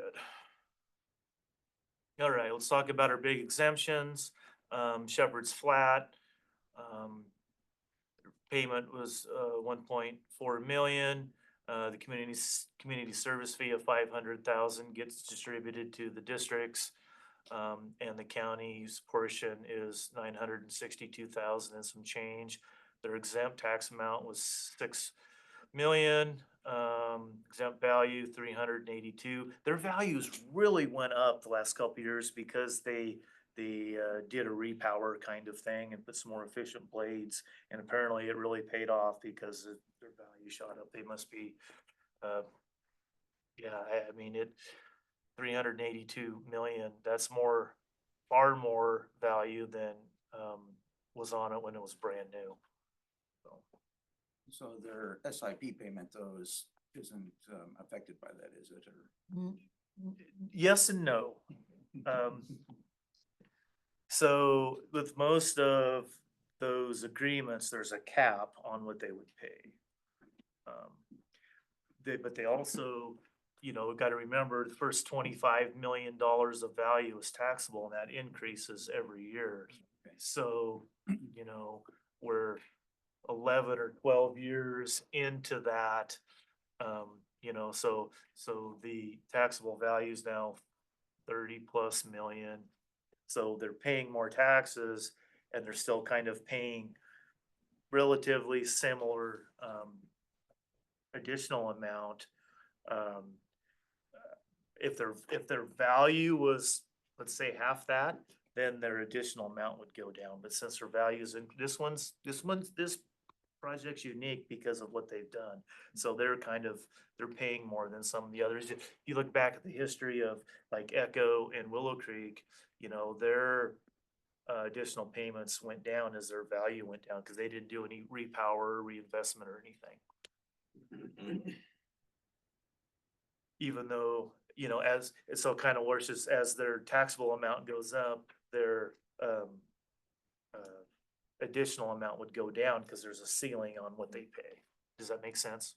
I think so. Okay. If not, I'll try to do a better job of explaining that, maybe bring in the calculation sheets that I use. So, So then 2 years, once the SIP is done, we'll, from the standpoint of taxes, we'll see the benefit of them repowering. Because yes. the value. Yeah, I just have to assume that, you know, the value will go down, but Because I of hope not. depreciation. Yeah, because part of their valuation, they take into consideration their exemption, and that, you know, so that makes it more profitable. It's a utility, so, yeah. PGE cogen plant, their payment was 2.3 million. 500,000 is the community service fee that goes back to the districts. Their additional amount paid to the county, 1.8 million. The county does not share in the community service fee here, like in Shepherd's Flat they did. Their exempt tax amount was 4.5 million. Their exempt value 362,000, or excuse me, 362 million. This is interesting because, you know, that was a $600 or $700 million plant 4 or 5 years ago when it was built, 8 years ago, I guess. And that value for that plant has continued to drop. They have a predetermined payment schedule, so there isn't any calculations I have to do. So this billing's pretty easy to do. Wheat Ridge. Wheat Ridge is broke up into 2 components. PGE owns 100 megawatts of the wind, and then NextEra owns 200 megawatts of the wind and all of the solar. We'll start with PGE's portion. Their SIP payment total of just under 700,000. 165,000 of that is the community service fee that goes back to the districts, and then an additional amount of 529 that comes to the county. County does not share in the community service fee. Their exempt tax amounts, 1.5 million. Their exempt values, just under 130 million. We'll move on to the NextEra portion. Their total payments, 1.8 million. Community service fee of 335,000 that goes to the districts, and then just over $1 million of additional amount to the county for the wind, and then 432,500 for the solar portion. Again, the county does not participate in the community service fee. The exempt tax amounts about 3.8 million, and their exempt value is just under 300. Orchard's a small project. Orchard Wind, a community service fee of 113, almost 114,000. Additional amount to the county of 99,350. County does not share in the community service fee. Their exempt tax amounts 455,000 with an exempt value of 35 million. They have a predetermined payment schedule as well. So to summarize all of that, $4.5 million worth of additional payments, 1.6 million of that goes back to the districts. The total exempt tax is 16 million, and total exempt value is 1.1 billion. And we'll move on to enterprise zone. Start with Lamb Weston. They're currently the oldest. They have a 15-year agreement that I think we just did the 11th year on. Their payment to the CREZ board, 1.2 million, 326,000 of that went to the bonds that for the districts that serve that property. Their exempt tax amount this year was 1.8 million. Their exempt value is 142 million. And they have a predetermined payment schedule of $950,000 each year, and then the bonds were on top of that. They also have opportunity for $100,000 in buyback or direct spending where they can, donate or give money to a Morrow County organization, and they can, subtract that off of their $950,000 payment. Morrow County Grain Growers is basically in the last year of their 5-year standard exemption for their rail car unloading facility. You might have to hit the enter again, hit something again. There we go. The total investment for this project was $7 million. Their exempt tax amounts, 88,000. Exempt values about 6.7. This is the 5th year. They, per their agreement of payment of $30,000 in year 4 and 5 was to be made to the CREZ board, but all of that can be utilized as a buyback option, which they have, they did last year, and I assume they're doing this year again, except they are billed for the Boardman Fire Bond. The WOF PNW 3 Mile project, this methane digester from their dairy waste and feedlot waste, where they capture the methane and then clean it and inject it into gas pipeline that goes over to serve the Cardi Cogen plant. Total investment of about 37 million. Their exempt tax amount, 568,000 per the agreement. They have payment of 61,000 and some change, which half of that they can use as a buyback option, which they have historically done. This is the 5th year of that exemption as well. And then they got billed for the Boardman Fire Bond. We'll start with Amazon. There are 3 sites that they have 5 total operating sites currently. The first 2 don't have an exemption, so the remaining 3 do. Lewis and Clark 2 was the first one, began in 2019. These are all 15-year exemptions. Olson Road began in 2020, and Gar Swanson began in 22.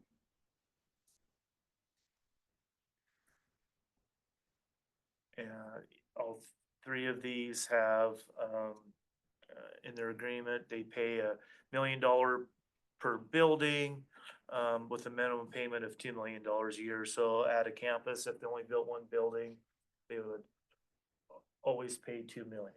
But if they build 2 buildings, they will still pay $2 million. If they build 3 buildings, they would pay $3 million, so on and so forth. There's an additional payment calculation of $25 million times the property tax rate for that area in that year, which is indexed up 3% a year, kind of similar to an SIP program. Historically, the last 3 or 4 years, the enterprise zone board has then divvied that money out to the districts, affected districts that serve those properties. Okay, the Lewis and Clark 2 site, fee was $5,120,000. The 120 is because they have a couple of little, they're not a full data center building. They're a smaller building used for a specific customer, and there was an amendment to that agreement to only charge $60,000 per building there. There's 2 of those. Their additional amount of $387,000. The Olson Road site is fully built out now with their 4 buildings. So they're paying their $4 million.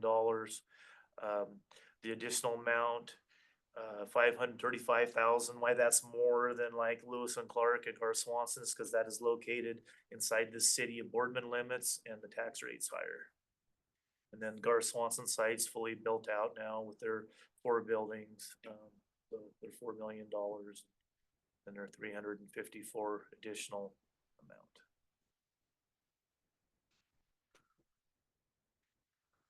So the Amazon total exempt tax amount, $83 million, quite a bit more than what we even levy.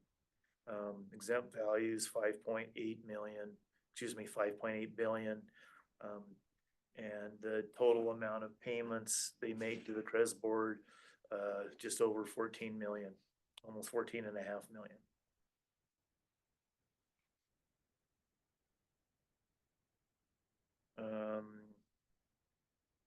Yeah, I just kind of keep repeating this, and standard easy exemptions have a larger exemption percentage than long-term rural, because in the first 3 years, they don't pay any additional money. If it's an extended abatement, they go to 5 years, they may pay a little bit, so there's nothing to offset their exemption, no additional or in lieu of fees, so, and maybe it's time to remove this from this presentation. This is kind of focused towards maybe a previous county commission that, did not like to see large exemption percentages. So, looked like, Amazon was getting a 90% exemption where maybe Lamb Weston wasn't. Well, yes and no, totally different projects, totally different payment schemes. So, doing an analysis at the end of the exemption period would be more accurate. So, and we'll move on to our totals. We looked at Amazon, they take the lion's share of the enterprise zone exemptions, but the payments to the CREZ board before any buyback options is, over $15.75 million. Bond payments, 333,000, exempt tax amounts, 86 million, and exempt values just under $6 billion. Hopefully we get to capture some of that when they come out of exemption. Yes. And then in Commissioner. CREZ 3, this is gonna change a whole lot because of the bond payments, correct? Well, yeah. Because they'll be paying it 100% on those, and these are not paying it 100%? They are. Oh, these are. paying Kind 100%? of, yeah. So it just depends on the agreement, and you have to, one thing I forgot to mention too is, Tillamook came out of their exemption after last year, so they're fully taxable, their Columbia River, their Way Plant site.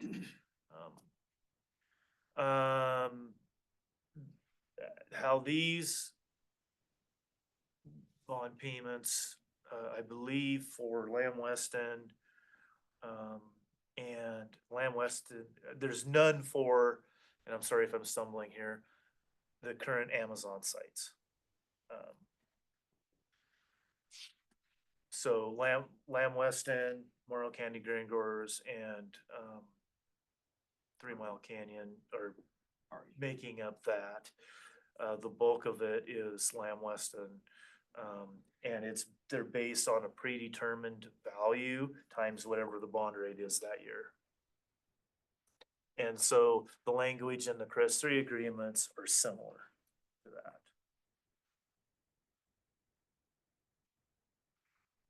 that. Top 20 taxpayers for the county, Amazon, right up there at the top again, just like last year. And I believe you could add up the remaining 19 and come up with what Amazon's paying, so they're, 30% of, or maybe even 35% of the certified tax Amazon pays. Lamb Weston's second, Thermal Canyon Farms a close third, close to Lamb Weston. Avista is the power plant there, Coyote Springs, PGE, gas transmission, so on and so forth. Port of Morrow, they lease a lot of ground, so they're responsible for the taxes on those leased grounds, so that's why they're paying.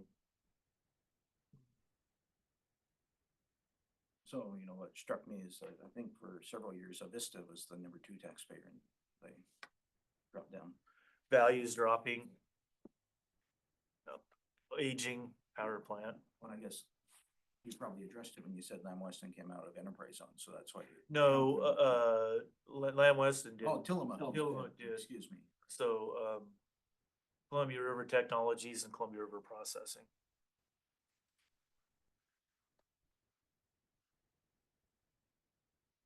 Just kind of a 10-year snapshot in history. You know, in 2015, we had a $3.6 billion market value, just barely over $2 billion assessed value, and a certified tax of 32 million. Fast forward 10 years to today, we have an $11 billion RMV, just under $4 billion assessed value, and of course, you know, $57 million in levied taxes. So, you know, other than current year, we've been going in the right direction. And these are just, you know, graphs displaying, you know, what the previous slide showed. You know, we're heading, you know, that market value is going up. You know, here we kind of hit a plateau, but hopefully we go back up next year with the assessed value, and then the certified tax is going to look similar to this.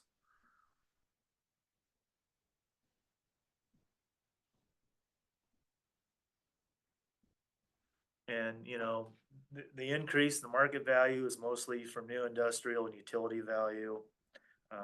It's not proportional to AV because of the exemption programs. And, you know, I continue, you know, there's a lot of development going on. Actually, I'll go back to NextEra. That project was permitted for, I think, 450 megawatts of wind. They built out 300. Now they're currently finishing the remaining 150 that actually I think went up to 200. So, you know, and they don't get, that will just be included in their current SIP. And so this is year 4 of that. So that the stuff they're working on now will only get like a 10 or 11-year exemption, not a 15-year exemption. And also, you know, they're looking at, you know, as you're well aware of, a large solar project and then an additional wind project as well. Nope, you're good. Back up one. Nope.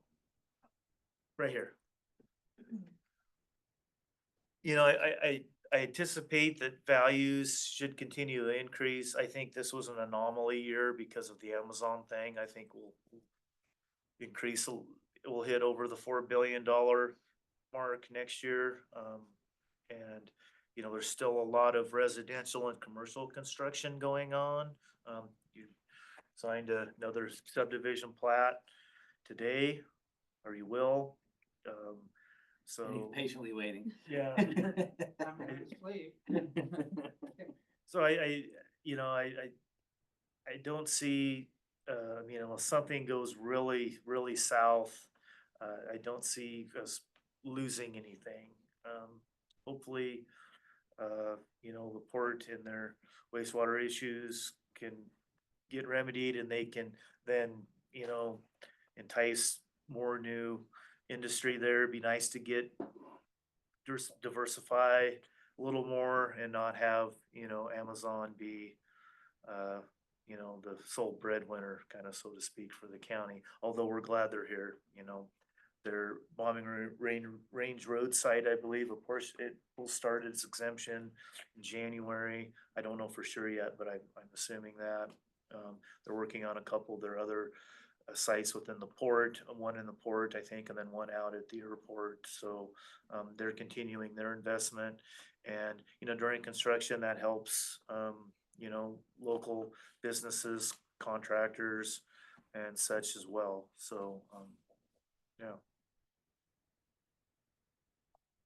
A lot of information in a short period of time. So, have you seen, I guess, because we've had a couple wind projects and maybe not to the same scale as, you know, Shepherd's Flat and some of this other stuff. they came out, have you had an idea of what the value is gonna do? Is it gonna drop off maybe as much as we thought or not as much, you know, and I imagine like Sherman County and Gum County, since they had projects before we did, maybe. They know. Yeah, well, it depends on the owner. Utility projects are not necessarily the property's not necessarily valued about what's in the county. They value the company. And I'll give a good example. When our local phone, I'll go back in time, landline phone company, CenturyTel, when they were bought out by CenturyLink, the value in Morrow County went up 10 times, I think, just because they were bought out by this huge So they don't look at necessarily the assets in county, they look at the value of the company. Okay. Yep. So. I agree, Gus, the look on your face. So, and none of the property in the county, the phone line going out to your house didn't change, didn't get any better. You were probably still on a party line back then. You shared with your neighbors, so. I'm not as old as you think I am. Okay, well, I remember that. Anyway, probably not. So it depends. I do know, I just had a meeting yesterday, our Assessors Association District meeting, which includes Killam and Sherman County. They have a couple of their larger projects came out of exemption, and those companies immediately appealed to the Department of Revenue their value. So they're in the middle of appeal for their large wind projects that came out of exemption from Avangrid. If you remember, Avangrid is we have a pilot agreement for a solar project with Avangrid out at the Boardman Airport. So just to phrase it maybe differently to make sure I'm understanding what you're saying correctly. So we could have Avangrid own 100 megawatt wind project, and they have the same turbines and everything else as a NextEra 100 megawatt, again, both 2.5 turbines, and one could have a different valuation than the other. Absolutely. Okay. So pick your partners. Yeah. Carefully. Well, so like the Echo Wind project was similar in size to the Willow Creek Wind project. Okay. The Echo Wind project originally was owned by John Deere Renewables. They got their tax credits out of it, their federal tax credits out of it after a couple years, sold it. And there for about 5 or 6 years, it sold every couple of years. And always a component of that project was the landowners are also a part owner of that. So when it finally came on the tax roll for this year, it was basically pennies on the dollar of what it was constructed for because of the ownership structure. How come that doesn't work on the mortgage of your house? I don't know. Because they sell your mortgage all the time. Yes, they do. You don't gain anything from that. You usually Yeah, lose. a little different rules, I guess. The Willow Creek project is owned by Invenergy, and it was still came on for quite a bit less, but not like Echo. I was expecting a little more, Comparable in generation size, but huge difference in value. and I just have to assume, like with Shepherd's Flat, just because of the sheer size of it, and maybe they have a better power purchase agreement, then maybe that's Echo's problem too. And maybe that's Invenergy, Willow Creek Energy's problem is, smaller projects don't necessarily have the power purchase agreement power, pun intended, to secure something a little more favorable. But I have to assume that Shepherd's Flat it will drop in value, but I don't think it's going to be to the extent of those smaller projects. nor do I think NextEra, because NextEra is a huge company, you know, subsidiary of Florida Power. They're a global company.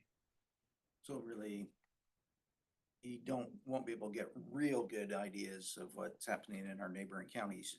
You just have to wait and see, basically, unfortunately. Unfortunately, and those appeals could take years. And I hope they get decided before Shepherd's Flat comes out. So then, if there's case law, then the Department of Revenue can apply that towards, you know, and we won't be in that. We've been in appeals before when large companies come out of exemption, Pacific Ethanol, you know, $120 million investment, and they're on the rolls for 20 million now, I think. They've appealed several times. So They probably wouldn't sell the plant for $20 million. probably not. So, any other questions? No, I want to thank you for this presentation. Yeah, It's always always- very always informative very and enlightening, so it's much appreciated. Cool. All Thank right. you. So you brought it up. I think that we will take a 5-minute recess and we'll sign Ron's deal so he can get the hell out of here. Sorry for making you wait, Ron. I wanted him to sit. Okay, we're back and next we're the treasurer's report and the accounts payable monthly report, and I believe those are just submitted written. So we won't move on from those.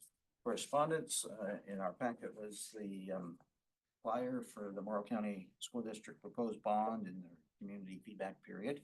Anything else? Yes, this was an email sent to me, didn't get in time to add it to the packet, but the Association of Oregon Counties District and presidential appointments are now sorted. And they're reviewing which counties don't have a voting seat on the legislative committee. Morrow County is one of those counties and has the option to request a county not otherwise represented position on the AOC legislative committee.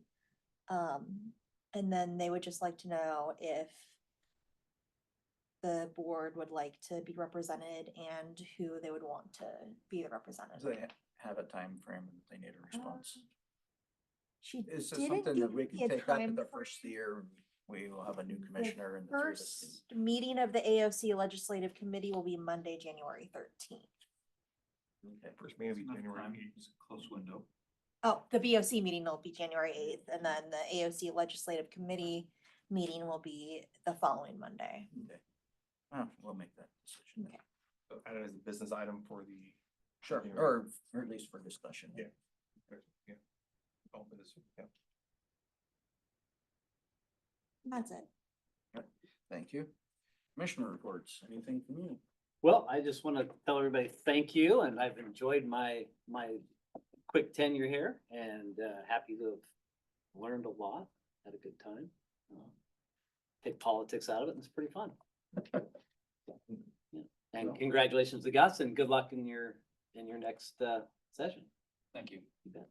I want to thank you, for doing the job for the last couple of years, and it's been a pleasure working with you. And Dave and I gave you some of the tougher assignments. Yeah. We made you the water guy. Yeah. It was especially heated at the time, so we do appreciate you stepping in and taking those, and you got right up to speed. And did become kind of our, kind of jokingly called you, but not totally jokingly, our water guy. So it was appreciated. Enjoyed the time, and of course we look forward to Gus coming in. All right. So last week was the Parks Committee meeting. We heard what the outcome of that was. Yesterday afternoon, there was a Loop Committee meeting, and Patrick had some stuff that he was wanting to be able to get approved by the committee to present to us for some grant funding, but there was a lack of a quorum, and interestingly enough, some of the people that we had a special meeting yesterday were the ones that didn't show up. So that's disappointing. So some work that's going to happen at that committee, looking at membership and certain things like that in bylaws, just some housekeeping on that. Last Friday was a CREA meeting and kind of an update there, I've reported back that they've looked at replacing Mike MacArthur, who's retiring as the executive director. And they've made an offer to be the contract person as the executive director to Commissioner James Williams from Lake County. Not the judge. So James, subject to verification of his references and stuff, will become the new executive director for CREA. And Mike MacArthur says, he's willing to work on some consulting basis as long as James needs, some transition times. And I think that's it. So next, we will enter into executive session. And so Justin, will I read?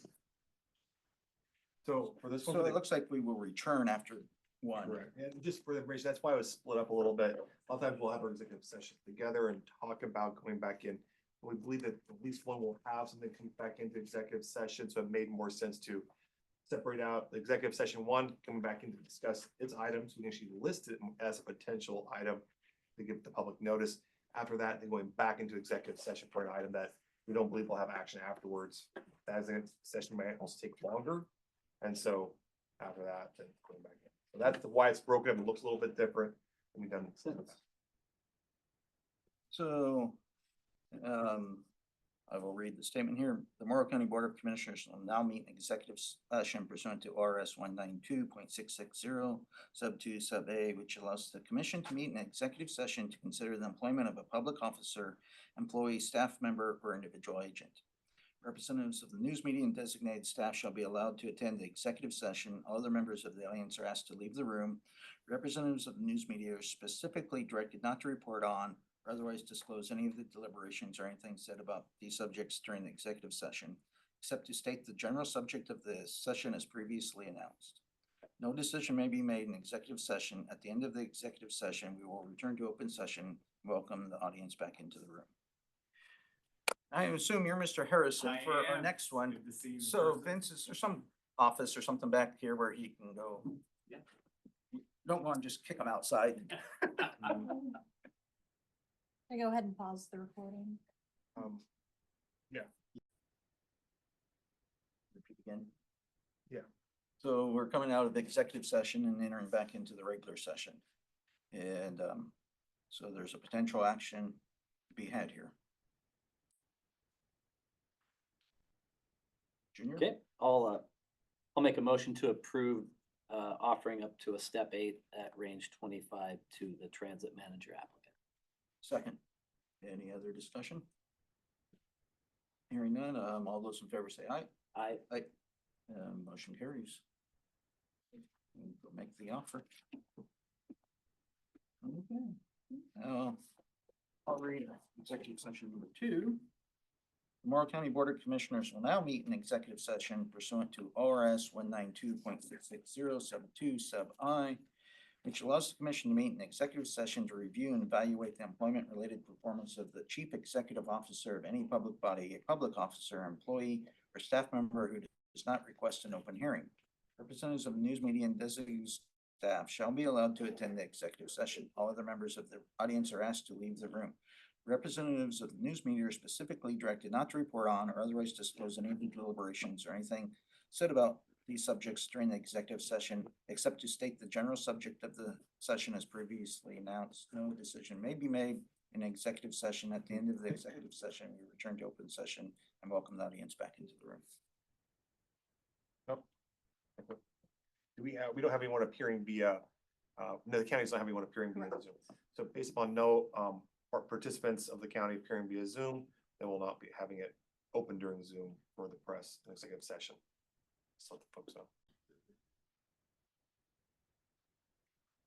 Okay, so we've come out of executive session, back into regular meeting. There's no other business before us other than signing of the documents, so we're going to adjourn.